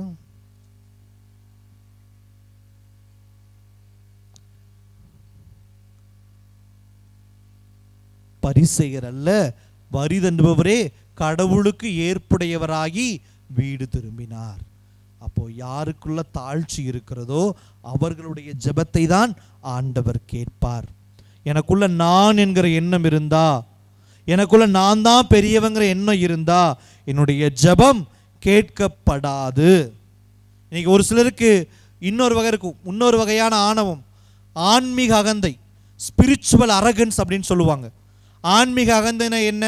நான் ஜெபிக்கிறேன், நான் பைபிள் வாசிக்கிறேன், நான் கோயிலுக்கு கரெக்டாக போகிறேன், நான் குருவானவராக இருக்கிறேன், நான் அருட்கணியராக இருக்கிறேன், நான் ஒரு அருட்சகோதராக இருக்கிறேன், ஸோ நான் மற்றவங்க எல்லாரையும் குறை சொல்லலாம்.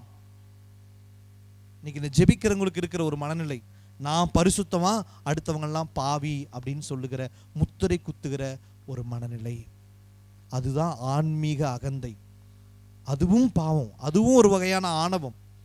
இன்னைக்கு உண்மையான ஆன்மீகம்ங்கிறது எப்படி தெரியும் அப்படின்னா, தாழ்ச்சி யார்கிட்டலாம் இருக்குதோ அவர்கள் தான் உண்மையான ஆன்மீகவாதிகள்.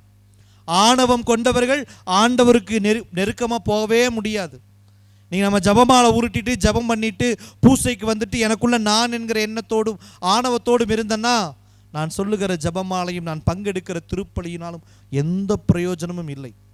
ஒருத்த ஆன்மீகவாதியா இல்லையான்னு ஈஸியாக எப்படி கண்டுபிடிக்கலாம்? அவனுக்குள்ள தாழ்ச்சி இருக்கா இல்லையா. தாழ்ச்சியோடு ஒருவர் இருக்கிறார் என்று சொன்னால் அவர் உண்மையான ஆன்மீகவாதி.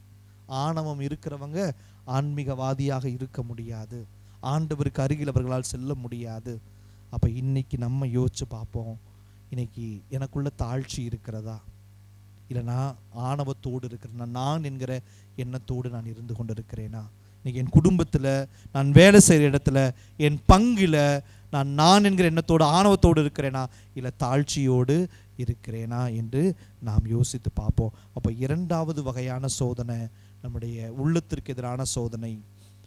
நான் என்கிற எண்ணத்தை சாத்தான் நமக்கு கொடுப்பான். அப்போ இந்த சோதனையை நாம் தாண்டி வர வேண்டும். இந்த சோதனையில் நாம் விழுந்து விடக்கூடாது. அப்போ யோசிச்சு பார்ப்போம், இன்னைக்கு எனக்குள்ள நான் என்கிற எண்ணம் இருக்கிறதா, எனக்குள்ள இந்த ஆன்மீக அகந்தை இருக்கிறதா, எனக்குள்ள நான் வைத்துதான் எல்லாரும் கேட்கணும், நான் சொல்றதா எல்லாரும் கேட்கணுங்கிற அந்த மனநிலை எனக்குள்ள இருக்கிறதா அப்படின்னா நான் ஆண்டவர் விட்டு ரொம்ப தொலைவில் இருக்கிறேன் என்பது பொருள். Price the lord, praise the lord, praise the Lord. இயேசுவே உமக்கு புகழ், இயேசுவே உமக்கு புகழ், இயேசுவே உமக்கு நன்றி, இயேசுவே உமக்கு நன்றி. மரியே வாழ்க, மரியே வாழ்க. அப்போ முதல் சோதனை நம் உடலுக்கு எதிராக வருகிற சோதனை, இரண்டாவது சோதனை நம் உள்ளத்திற்கு எதிராக வருகிற சோதனை, மூன்றாவது சோதனை ஆன்மாவுக்கு எதிரான சோதனை. ஆன்மாவுக்கு எதிரான சோதனை என்ன? இன்னைக்கு நான் யாரை நம்புறது? கடவுளை நம்புறதா, சாத்தானை நம்புறதா? இதுதான் இன்னைக்கு நமக்கு வருகிற சோதனை. இன்னைக்கு ஒரு சில நேரங்களில் நம்ம நினைக்கலாம், நான் நிறைய ஜெபிக்கிறேன், கண்ணீர் விட்டு ஜெபிக்கிறேன், நான் எவ்வளவோ ஜெபிச்சாலும் என்னுடைய ஜெபங்கள் கேட்கப்பட மாட்டேங்குது, நான் எவ்வளவு ஜெபிச்சாலும் ஆண்டவர் எனக்கு என்னுடைய ஜெபத்துக்கு பதில் கொடுக்க மாட்டாரு, நான் என்ன பண்ணுறதுன்னு தெரியல அப்படின்னு கடவுள் மேலே ஒரு சந்தேகம் இல்லையா? கடவுள் மேலே ஒரு சந்தேகம் வருகிறது. நிறைய நேரம் நமக்கு இந்த அனுபவங்கள் இருக்கலாம். இன்றைக்கி ஒரு சில நபர்களை நான் பார்த்துருக்கிறேன், என்னுடைய வாழ்க்கையில் நான் சந்தித்திருக்கிறேன். ரொம்ப பக்தியாக இருப்பாங்க, ரொம்ப பக்திமானாக இருப்பாங்க, பைபிள் வாசிப்பாங்க, ஜெபமாலை சொல்லுவாங்க, பூசைக்கெல்லாம் கரெக்டாக வருவாங்க, பங்கில் பாடகர் குழுவில் இருப்பாங்க, பக்தி குழுக்களில் இருப்பாங்க, எல்லாம் கரெக்டாக இருப்பாங்க. ஆனால் ஏதாவது ஒரு சோதனை வரும். சோதனை வர்ற பொழுது அப்படியே அவங்க வாழ்க்கை தடம் புரண்டு போயிடும். அது வரைக்கும் அப்படியே கடவுளுடைய பிள்ளையா சரியாக நடந்துட்டு இருந்திருப்பாங்க. ஒரு சோதனை வந்த உடனே அவங்க வாழ்க்கை ஒரு தடம் புரளும். இப்படி நல்லா பரிசுத்தமாக வாழ்கிறவங்களுக்கு ஒரு சோதனை வர்றபோது என்ன நடக்கும்? யாராவது சொல்லுவாங்க, இவ்வளோ நீ கஷ்டப்படுற, இவ்வளோ வேதனைப்படுற, நீ போ, அந்த இடத்துக்கு போனேன்னா அங்கே இந்த எலுமிச்சம்பழம் மந்திரிச்சு கொடுப்பாங்க, அதை வாங்கிட்டு வை, எல்லாம் சரியாயிரும். இல்லை அந்த அங்கே போ, அங்கே தகடு மந்திரிச்சு கொடுப்பாங்க, அதை வாங்கி வை, சரியாயிரும். அங்கே போனால் அந்த கயிறை வாங்கி கட்டு, சரியாயிரும். அங்கே போ, இல்லை இந்த ஒரு இது கொடுப்பாங்க, இந்த பிரசாதம் கொடுப்பாங்க, அதை வாங்கிட்டு வா, எல்லாம் சரியாயிரும். Price the lord, praise the lord, praise the Lord. எத்தனை பேர் அப்படி உங்களுக்கு சொல்லியிருக்கிறாங்க? எத்தனை பேர் அந்த மாதிரிலாம் போயிருக்கிறீங்க? தகடு வாங்கி வச்சா சரியாயிரும், எலுமிச்சம்பழம் வாங்கி வச்சா சரியாயிரும், தாயத்து கட்டுனா சரியாயிரும். Price the Lord. எத்தனை பேர் அந்த மாதிரிலாம் போயிருக்கிறீங்க? ஒரு சிலர்லாம் சிரிக்கிறீங்க, தெரியல. Price the lord, praise the Lord. பிரியமானவர்களே, இன்னைக்கு நமக்கு அப்படி ஒரு சோதனை வரும். இன்னைக்கு ஆண்டவரை நம்புறதா இல்லை அந்த பக்கம் போகிறதா? இன்னைக்கு நம்ம நல்லா இருக்கிறப்போ ஏதாவது ஒரு சோதனை, ஏதாவது ஒரு பிரச்சனை வந்துச்சுன்னா நம்ம என்ன பண்ணுறோம்? யாராவது ஒருத்தவங்க சொல்லுவாங்க, அதை கேட்டுட்டு அந்த மாதிரி இடத்துங்களுக்கு போவோம். நான் உங்கள்கிட்ட ஒரு கேள்வி கேட்குறேன், கவனமாக அந்த கேள்விக்கு பதில் சொல்லணும். Price the lord, praise the Lord. பார்ப்போம் யார் கரெக்டாக இந்த கேள்விக்கு பதில் சொல்கிறீங்கன்னு. இந்த மாதிரி எலுமிச்சம்பழத்தை வாங்கி வைத்தாலோ, இந்த தகடை வாங்கி மந்திரித்து வைத்தாலோ, இல்லை இந்த தாயத்தை வாங்கி வச்சாலோ, இல்லை இந்த கயிறை வாங்கி கட்டினாலோ நம்முடைய குடும்பத்தில் ஆசீர்வாதம் வருமா வராதா? வராதா? வாங்கி வச்சவங்க சொல்லுங்க, வருமா வராதா? இத்தனை பேர் வாங்கி வச்சிருக்கீங்களா? வருமா வராதா? சரி, வரும்னு சொல்றவங்களா கை தூக்குங்க. பச்சை சட்டை, வெரி குட், வரும். நான் சொல்கிறேன், நீங்கள் அந்த மாதிரி எலுமிச்சம்பழத்தை வாங்கி வச்சிங்க, இல்லை தகடை மந்திரிச்சு வச்சிங்க, இல்லை அந்த தாயத்தை வாங்கி வச்சிங்க, இல்லை அங்கே போய் மந்திரம் செஞ்சுட்டு வந்தீங்க அப்படின்னா நிச்சயமாக உங்கள் குடும்பத்திற்கு ஆசீர்வாதம் வரும். Price the lord, praise the Lord. நிச்சயமாக வரும்.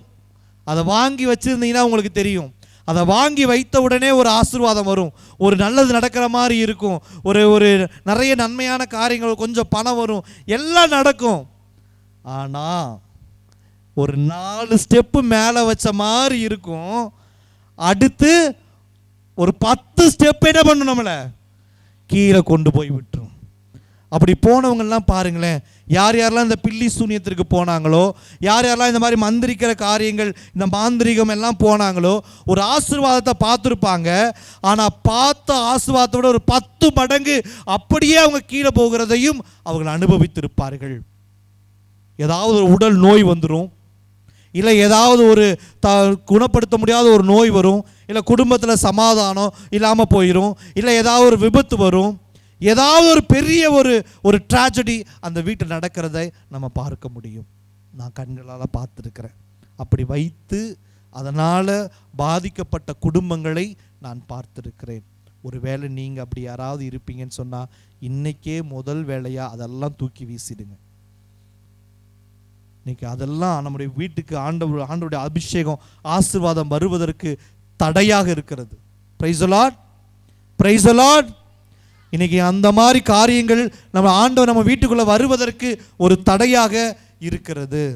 இன்னைக்கு ஒரு சில நேரம் இந்த சிட்டிலெல்லாம் போயிட்டு இந்த பிளஸ்ஸிங் போகிற பொழுதுதான், மறுபடியும் இந்த பிளஸ்ஸிங் போகிறப்போ பார்ப்போம், ஒரு வீட்டுக்கு போகிறோம், மேலே வந்துட்டு மிக்கேல் சம்மனஸ் இருக்கிறாரு, மிக்கேல் சம்மனஸ் ஒரு பக்கம் இருக்கிறாரு, இந்த பக்கம் பார்த்தா புது வீடு ஒரு பிளஸ்ஸிங் போகிறோம், மேலே வந்து ஒரு கெபி மாதிரி கட்டி மிக்கேல் சம்மனஸ் வச்சுருக்கிறாங்க. இந்த பக்கம் பார்த்தா கீழே என்ன வச்சுருக்கிறாங்க, அந்த பேய் மாதிரி ஒன்று இருக்குல்ல, பார்த்துருக்கீங்களா? வெரி குட், அதே தான். நாக்கை நீட்டிட்டு 2 பல்ல வச்சுட்டு சிவப்பு கலராக ஒரு பேய் இருக்கும் இல்லையா, அந்த பேயை வாங்கி வீட்டில் மாட்டி விட்டுருக்குறாங்க. நான் உங்களை கேட்டேன், யார் உங்களுக்கு பாதுகாப்பு? மேலே இருக்கிற மிக்கேல் சம்மனஸா இல்லை இங்கே இருக்கிற இந்த பேயா? இன்னைக்கு நம்ம எல்லாரும் பாருங்க, ஆற்றுல ஒரு கால் சேத்துல ஒரு கால். இன்னைக்கு புது வீடு கட்டுறப்போ நிறைய பேர் இப்படி தான் பண்ணுறாங்க. எத்தனை பேர் அந்த பேயை வீட்டில் வச்சுருக்கிறீங்க? எத்தனை பேர் வீட்டில் மாட்டினீங்க? எல்லாம் ஒரு சில மாட்டிருக்கீங்க, சிரிக்கிறீங்க பாருங்க. அதே போல் இன்னொரு வீட்டில் பார்த்தா மேலே மாதா இருக்கிறாங்க, கீழே திருஷ்டி பூசணிக்கா, கீழே வந்து திருஷ்டி பூசணிக்கா. உங்கள் நம்பிக்கை மாதா மேலையா திருஷ்டி பூசணிக்கா மேலையா? மாதா மேலே தான் இருக்கணும். இன்னும் ஒரு சில வீடுகளில் போய் பார்க்குறோம், எல்லாம் வச்சுருக்காங்க. மாதா ஃபோட்டோ, அந்த ஃபோட்டோ, இந்த ஃபோட்டோ. இந்த பக்கம் குபேரன் இருக்கிறாரு. ஒரு பெரிய குபேரன் பார்த்துருக்கீங்கள? குபேரன் எதுக்கு வைப்பாங்க? பணம் வர்றதுக்கு. கேட்டால் என்ன சொல்கிறாங்க? எதுக்கு இதை வச்சுருக்கீங்க கேட்டால், ஃபாதர் கிஃப்டாக கொடுத்தாங்க அதனால் வச்சுருக்கோம் ஃபாதர். சும்மா சொல்கிறது. ஆனால் எதுக்கு உள்ள மனசில் என்ன? அப்போ இதை வச்சா வீட்டில் கொஞ்சம் காசு. இன்னைக்கு ஆற்றுல ஒரு கால், சேத்துல ஒரு கால். கடவுளையும் நம்புகிறோம், சாத்தானையும் நம்புகிறோம். அப்படி தான் நீங்கள் பல நேரங்கள் நம்ம இருக்கோம். அப்படி 2 நேரத்தில் அப்படி இருந்தீங்க அப்படின்னா என்ன அர்த்தம்? நீங்கள் கடவுளையிட்டையும் வந்துக்கிட்டு சாத்தான்ட்டையும் போயிட்டு இருந்தீங்கன்னா என்ன அர்த்தம் அப்படின்னா, நீங்கள் கடவுளை நம்பவில்லை என்பது தான் அதனுடைய பொருள். நம்ம வீட்டில் இந்த திருஷ்டி பூசணிக்காய் தொங்க விட்டுட்டு, இல்லை இந்த மாதிரி ஃபோட்டோஸை வச்சுக்கிட்டு, இல்லை இந்த மாதிரி பேயுடைய உருவங்களை வச்சுக்கிட்டு இருக்கிறோம், இல்லை இந்த மாதிரி மாந்திரிக இடத்துக்கு போயிட்டு இருக்கிறோம் அப்படின்னா, நான் கடவுளை நம்பவில்லை என்பது தான் அதனுடைய பொருள். கடவுளை நம்பாத இடத்துல கடவுளால் ஒன்றும் செய்ய முடியாது. அப்போ நீங்கள் நம்ம யோசிச்சு பார்ப்போம். இன்னைக்கு நான் என்னுடைய தெய்வத்தை மட்டும் உறுதியாக பிடிச்சிருக்கிறேனா, இல்லை அந்த இரட்டைத்தன்மையான வாழ்க்கையை வாழ்ந்து கொண்டு இருக்கிறேனா? ஒரு வேடிக்கையாக ஒரு கதை சொல்லுவாங்க. ஒரு அம்மா இருந்தாங்களாம். ஒரு அம்மா டெய்லியும் கோயிலுக்கு வருவாங்க. வந்துட்டு டெய்லியும் மாதா ஸ்வரூபத்தை தொட்டு கும்பிடுவாங்க. ஃபாதர் டெய்லியும் பார்ப்பார். நம்ம என்ன பண்ணுவாங்க? வந்துட்டு மாதாவை நல்லா தொட்டு கும்பிட்டுட்டு சுற்றி முத்தியும் பார்த்துட்டு, மாதா காலுக்கடியில் என்ன இருக்கும்? மாதா காலுக்கடியில் என்ன இருக்கும் பார்த்துருக்கீங்களா? பாம்பை மாதா மிதிச்சமாக ஒரு சுருவம் இருக்கும் இல்லையா? அப்படியே அந்த பாம்பையும் தொட்டு முத்தம் கொடுத்துட்டு போயிடுவாங்க. ஃபாதர் டெய்லியும் பார்த்துட்டே இருக்கார். என்னடா இந்த அம்மா வர்றாங்க, ஒரு பக்கம் மாதாவை தொட்டு முத்தம் கொடுக்குறாங்க, அப்படியே பார்த்துட்டு கீழே அந்த பாம்பையும் தொட்டு முத்தம் கொடுக்குறாங்க. அப்போ ஒரு நாள் ஃபாதர் கேட்டார், ஏம்மா மாதாவையும் தொட்டு முத்தம் கொடுக்குற, அந்த பாம்பையும் தொட்டு முத்தம் கொடுக்குறேன் ஏன்னு கேட்டார். அப்போ அந்த அம்மா சொன்னாங்க, பரலோகத்துக்கு போனால் மாதா பார்த்துக்குவாங்க, நரகத்துக்கு போனால் பாம்பு பார்த்துக்குவோம். Price the Lord. இன்னைக்கு நிறைய நேரம் நம்ம அப்படி தான் இருக்கிறோம். ஆற்றுல ஒரு கால், சேத்துல ஒரு கால். அப்போ உண்மையான கிறிஸ்தவர்கள் யாருன்னு சொன்னால் என் ஆண்டவரை மட்டும்தான். ஏன்னா நல்லா இருந்தாலும் சரி, நான் எப்படி என்னுடைய நன்மை, நான் நல்ல ஆசீர்வாதத்தில் இருக்கும்போதும் சரி, ஒரு ஆசீர்வாதம் இல்லாமல் துன்பப்படும் போதும் சரி, ஆண்டவரை பிடித்து கொள்ளுகிறவர் தான் உண்மையான கிறிஸ்தவர்கள். இன்னைக்கு நம்ம எப்படிப்பட்டவங்களா இருக்கிறோம்? ஒரு சின்ன துன்பம் வந்துச்சுன்னா, ஒரு சின்ன கஷ்டம் வந்துச்சுன்னா உடனே ஓடிடுறோம். எங்கேயாவது யாராவது நமக்கு ஏதாவது நன்மை செஞ்சுருவாங்களா அப்படின்னு தேடி ஓடிட்டு இருக்கிறோம். அந்த நன்மை நான் சொன்ன மாதிரி தான், அதெல்லாம் ஒரு வேளை நன்மை கொடுக்குற மாதிரி இருக்கும். ஆனால் அது உங்களை 10 மடங்கு கீழே கொண்டு போய் அவைகள் விட்டுவிடும். கவனமாக இருக்கணும். நமக்கு நல்ல ஒரு உதாரணம் யாருன்னா தாவீதரசர். தாவீதரசர் பாருங்க, அவர் இந்த திருப்பாடல் 23 என்னது? திருப்பாடல் 23 தெரியாதா? சத்தமா சொல்லுங்க. ஆண்டவரே என்னாயர், எனக்கு ஏதும் குறையில்லை, பசும்புல் வெளி மீது என்னை அவர் இளைப்பாறச் செய்வார். அப்படியே அந்த வசனம் அருமையா போகும். அப்போ சொல்லுவார், சாவின் இருள் சூழ் பள்ளத்தாக்கில் நடக்க நேர்ந்தாலும் எத்தீங்கிற்கும் நான் அஞ்சினேன், ஏனெனில் அவர் கோலும் நெடுங்கலியும் என்னை தேற்றும். அப்போ இந்த திருப்பாடல் 23 என்ன எவ்வளோ நம்பிக்கையாக பாடுறாரு பாருங்க. ஆண்டவர் என் நாயர், எனக்கு எந்த குறையும் இல்லை, அவர் என்னை பார்த்துக்குவார், எவ்வளவு கஷ்டமான சூழல் வந்தாலும் அவர் என் கூட இருப்பாருன்னு பாடுறாரு. இந்த திருப்பாடல் 23 அவர் எப்போ பாடுறாரு தெரியுமா? அவர் ராஜாவாக இருக்கும்போது பாடலை, அவர் அரசராக இருக்கும்போது பாடலை. அவர் திருப்பாடல் 23 எப்போ பாடுறாருன்னா, சவுல் அரசர் அவரை கொல்றதுக்காக ஓடிட்டு இருக்காரு, துரத்திக்கிட்டு இருக்காரு, உயிருக்கு பயந்து ஓடுறாரு. உடுத்த உடை இல்லை, உண்ண உணவு கிடையாது, கூட யாரும் இல்லை, பயந்துட்டு இருக்கிற பொழுது அவர் பாடுகிற அந்த பாடல், ஆண்டவர் என் நாயர், எனக்கு ஏதும் குறையில்லை. துன்பத்தில், சோகத்தில், வேதனையில் அவர் பாடுறாரு, ஆண்டவர் என் நாயர், எனக்கு ஏதும் குறையில்லை. அப்போ இன்னைக்கு நாமும் கூட கற்றுக்கொள்ள வேண்டிய பாடம். இன்னைக்கு நமக்கு துன்பம் வருகிற பொழுது, சோதனை வர்றப்போ, வேதனைகள் வருகிறப்போ, நோய் வருகிற பொழுது ஆண்டவரை பற்றி கொள்ளணும். இன்னைக்கு எதோ மற்றதை தேடி ஓடிடக்கூடாது. அதுதான், அப்போ தான் நம்ம ஆண்டவர்களுடைய பிள்ளைகளாக நாம் மாற முடியும். அப்போ பிரியமான சகோதர சகோதரிகளே, நீங்கள் நல்ல மனசில் ஆழமாக பதிய வைத்து கொள்ளுங்கள். இன்றைக்கி இந்த 3 காரியங்கள், இன்றைக்கி ஆண்டவருக்கு நம்ம நெருக்கமாக வந்து ஆண்டவரோட பிள்ளைகளாக வாழணும்னு ஆண்டவர் விரும்புகிறாரு. அவர் அன்பு செய்யணும்னு விரும்புகிறாரு. நம்முடைய முழு உடலோடு, முழு உள்ளத்தோடு, முழு ஆன்மாவோடு நாம் ஆண்டவர் நம்மை அன்பு செய்ய வேண்டும் என்று விரும்புகிறார். இன்றைக்கி நாம் ஆண்டவர் அன்பு செய்கிறோமா? நீங்கள் நம்ம எந்த இடத்துல நாம் விழுந்து கிடக்கிறோம்? ஒரு நிமிஷம் எல்லாரும் கண்களை மூடுவோம். எல்லாரும் கண்களை மூடுங்க. நம்ம யோசிச்சு பார்ப்போம், இன்னைக்கு நான் எந்த நிலையில் பாவத்தில் விழுந்திருக்கிறேன்? என் உடல் சார்ந்த பாவத்தினால் ஆண்டவரை விட்டு நான் தள்ளி போயிட்டேனா? என் உள்ளம் சார்ந்த பாவத்தினால் நான் ஆண்டவரை விட்டு தள்ளி இருக்கிறேனா? இல்லை என் ஆன்மா சார்ந்த பாவத்தினால் ஆண்டவரை விட்டு தள்ளி இருக்கிறேனா? இன்னைக்கு ஆண்டவர் என் கூட இருக்கிற பொழுது எனக்கு ஆசீர்வாதம் வரும். ஆண்டவர் என் கூட இருக்கிற பொழுது என் குடும்பத்தில் சமாதானம் இருக்கும். ஆண்டவர் என்னோடு இருக்கிற பொழுது என்னுடைய நோய்கள் அவர் குணப்படுத்துவார். அப்ப இன்னைக்கு ஆண்டவர் கூட இருக்க முடியாதபடி இன்னைக்கு இந்த 3 விதமான சோதனைகள் நமக்கு ஒரு தடையாக இருக்கிறது. இன்னைக்கு முதல் காரியம் உடலுக்கு எதிரான சோதனை. என் உடலுக்கு எதிரான சோதனை நான் விழுந்திருக்கிறேனா?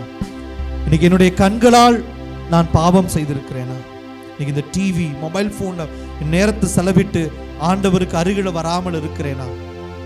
இந்த சீரியல்களை பார்த்து பார்த்து என் குடும்பத்தில் எதிர்மறையான எண்ணங்களை நான் ஏற்படுத்தி கொண்டிருக்கிறேனா? எதிர்மறையான அதிர்வலைகளை என் குடும்பத்தில் நான் ஏற்படுத்தி இருக்கிறேனா? இன்னைக்கு என்னுடைய வாயினால, என்னுடைய நாவினால தகாத வார்த்தைகளை பேசி, புரணிகளை பேசி, அடுத்தவர் குடும்பங்களை பற்றி தவறாக பேசி அடுத்தவர்களை கூனி குறுக செய்து கொண்டிருக்கிறேனா? என்னுடைய வார்த்தைகள் ஒரு கத்திய போல் அடுத்தவர் இதயத்தை காயப்படுத்தி கொண்டிருக்கிறதா? என் குடும்பத்தில் இருக்கிறவங்களை, என் கணவனை, என் மனைவியை, என் பிள்ளைகளை, என் மருமகளை, என் மாமியாரை என் வார்த்தைகளால் நான் காயப்படுத்தி கொண்டிருக்கிறேனா? இன்னைக்கு இதெல்லாம் நம்ம செஞ்சுட்டு இருக்கிறோமா? இன்னைக்கு என்னுடைய காதுகள் இன்னைக்கு தவறான காரியங்களை கேட்டு அதனால இன்பம் அடைந்து கொண்டிருக்கிறேனா? என் உடல் கடவுளுடைய ஆலயமாக இருக்க வேண்டிய இந்த உடலை நான் அசிங்கப்படுத்தி கொண்டிருக்கிறேனா? என் இச்சையினால் இந்த உடலை நான் அசிங்கப்படுத்தி கொண்டிருக்கிறேனா? இன்னைக்கு இந்த ஆண்டவர் கொடுத்திருக்கிற இந்த உடலை, இந்த அவருடைய கோவிலாக வைக்க வேண்டிய இந்த உடலை பாவத்தினால் நான் பரிசுத்தம் இழந்திருக்கிற நிலையில வைத்திருக்கிறேனா? இன்னைக்கு பல நேரம் சோம்பேறித்தனத்தினால என்னுடைய வீடுகளை அலங்கோலமாய் நான் வைத்திருக்கிறேனா? இன்னைக்கு ஆண்டவருடைய பிரசன்னம் என் வீட்டுக்குள் கடந்து வர முடியாதபடி என் வீடுகளை நான் சுத்தம் இல்லாமல் வைத்திருக்கிறேனா? என் இதயத்தை நான் சுத்தமா வச்சிருக்கிறேனா? இன்னைக்கு நம்ம யோசிப்போம், உடல் சார்ந்த நான் என்னென்ன பாவங்களை செய்திருக்கிறேன்? என் கண்களால், என் நாவால், என் காதுகளால், என் உடலால் நான் என்ன பாவங்கள் செய்திருக்கிறேன்? ஆண்டவர்கிட்ட நம்ம மன்னிப்பு கேட்போம். ஆண்டவரே, இதெல்லாம் நான் திருத்திக் கொள்வதற்கு எனக்கு பலம் கொடுங்கன்னு சொல்லி ஆண்டவர்கிட்ட கேட்போம். இரண்டாவது, என் உள்ளம் சார்ந்து நான் செய்திருக்கிற பாவங்கள். இன்னைக்கு நான் என்ற எண்ணத்தோடு என் குடும்பத்துல நான் வைக்கிறது தான் சட்டம், நான் சொல்றபடி தான் எல்லாரும் கேட்கணும், என்னுடைய வார்த்தைக்கு மீறி யாரும் ஒன்னும் பேசக்கூடாது, நான் என்று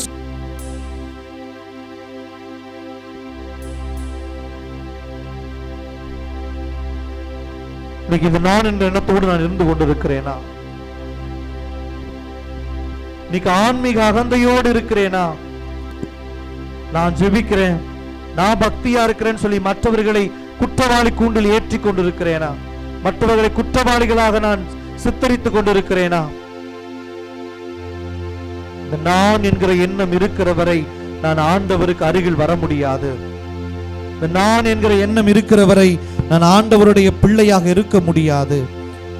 நான் என்கிற எண்ணத்தில் இருக்கிற வரை நம்ம ஆண்டவரை விட்டு ரொம்ப தொலைவில் இருப்போம். இந்த நான் என்கிற எண்ணம் குறையத்தான் நம்ம ஆண்டவருக்கு அருகில் வர முடியும். மூன்றாவது, என்னுடைய ஆன்மாவை நான் ஆண்டவருக்கு ஒப்பு கொடுக்கிறேனா இல்ல சாத்தானுக்கு ஒப்பு கொடுத்திருக்கிறேனா? இன்னைக்கு ஆத்துல ஒரு கால் சேத்துல ஒரு கால் என்ற மனநிலையோடு இருக்கிறேனா? இந்த மாந்திரிக மந்திரம், தாயத்து, தகடு, எலுமிச்சம்பழம் இவற்றையெல்லாம் நான் நம்பிக்கொண்டிருக்கிறேனா? இல்லை என் தெய்வத்தை, உயிருள்ள என் தெய்வத்தை நான் நம்புகிறேனா? ஒருவேளை நீங்க இந்த மாதிரி காரியங்களுக்கெல்லாம் போயிருந்தா நீங்க ஆண்டவர்கிட்ட மன்னிப்பு கேளுங்க. ஆண்டவரே, எங்களை மன்னிங்கப்பா. எங்க குடும்பத்துல சமாதானம் வருவதற்கு இதெல்லாம் ஒரு தடையா இருக்குது. என் குடும்பத்துல ஆசீர்வாதம் வருவதற்கு இதெல்லாம் ஒரு தடையா இருக்குது. இதை எல்லாவற்றையும் நான் விடுதலை பெற எனக்கு உதவி செய்யுங்கன்னு சொல்லி ஆண்டவர்கிட்ட கேட்போம். இன்னைக்கு நம்முடைய கடவுள், நம்ம தெய்வம் ஆண்டவர் ஒருவர் மாத்திரமே. நான் இவரை மட்டும் தான் நம்புவேன், வேற எந்த ஒரு நம்பிக்கை எனக்கு இல்லை. நீங்க தான் என் கோட்டை, நீங்க தான் என் அரண், நீங்க தான் என் தெய்வம் என் அறிக்கையிடுவோம். இன்னைக்கு ஆண்டவரை மட்டும் நம்ம பற்றி பிடித்துக் கொள்வோம். இன்னைக்கு பிற தெய்வங்களை தேடி போன நேரங்களுக்காக, இந்த மாந்திரிகளை தேடி போன நேரங்களுக்காக ஆண்டவரிடத்துல நாம் மன்னிப்பு கேட்போம். பிரியமானவர்களே, இன்னைக்கு நம்முடைய உடல், உள்ளம், ஆன்மா இது மூன்றையும் ஆண்டவருடைய கரங்களில் ஒப்பு கொடுப்போம். ஆண்டவரே, என் உடலை கழுவுங்க, என் உள்ளத்தை கழுவுங்க, என்னுடைய ஆன்மாவை கழுவுங்க, நான் உன் பிள்ளையாக மாறக்கூடிய அந்த அருளை எனக்கு கொடுங்கன்னு சொல்லி நாம் இந்த நேரத்தில் தொடர்ந்து மன்றாடுவோம். தொடர்கிற திருப்பலியில சிறப்பாக இந்த காரியங்களுக்காக நாம் வேண்டி மன்றாடி ஒப்பு கொடுப்போம். அனைவரும் எழுந்து நிற்போம்.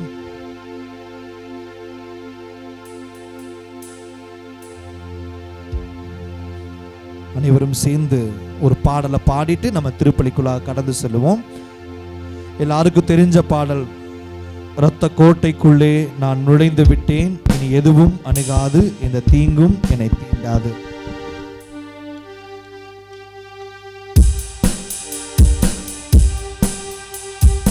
கரங்களை தட்டி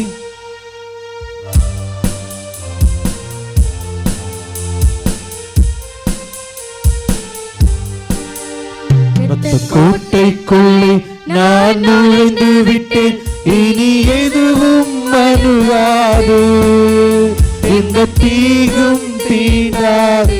நம்பிக்கையோடு அறிக்கையிடுவோம். கோட்டைக்குள்ளே ஆண்டவர் அறிக்கையிட்டு பாடுவோம். இனி எதுவும் ஹalleluya ஹalleluya ஹalleluya. நன்றி நன்றி நன்றி இயேசு. தீங்கும் தீண்டாது.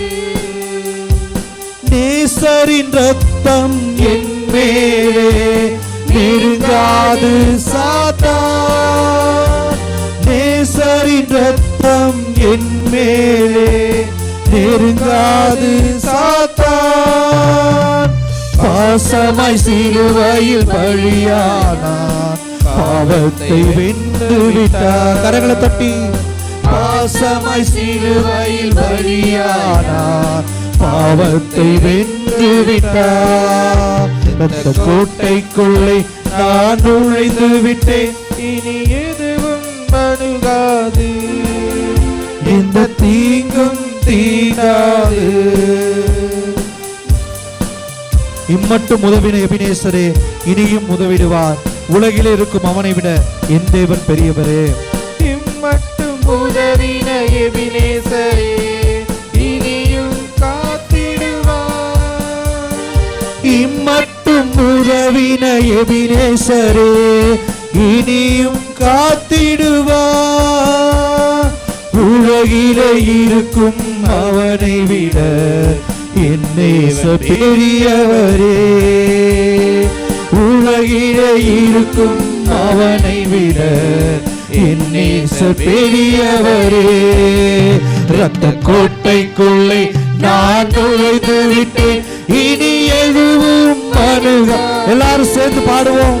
இந்த தீங்கும் தீங்காது, தேவனே ஒழியும் மீட்புமானா யாருக்கு அஞ்சிடுவே, தேவனை ஒளியும் மீட்புமானா யாருக்கு அஞ்சிடுவே, அவரே என் வாழ்வின் மேலனானார், யாருக்கு பயப்படுவே, அவரே என் வாழ்வின் மேலனானார், யாருக்கு பயப்படுவே.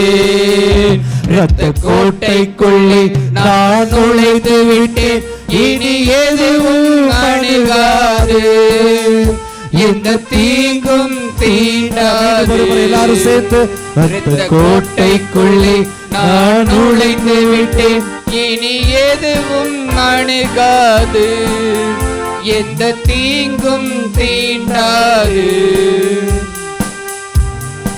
ஹalleluya ஹalleluya Hallelujah. Hallelujah Hallelujah. praise the lord Praise the Lord. praise the lord Praise the Lord. இயேசுவே உமக்கு புகழ், இயேசுவே உமக்கு புகழ். இயேசுவே உமக்கு நன்றி, இயேசுவே உமக்கு நன்றி. இயேசுவே உமக்கு நன்றி. இயேசுவே உமக்கு நன்றி. praise the lord Praise the Lord. praise the lord Praise the Lord. praise the lord. Praise the Lord.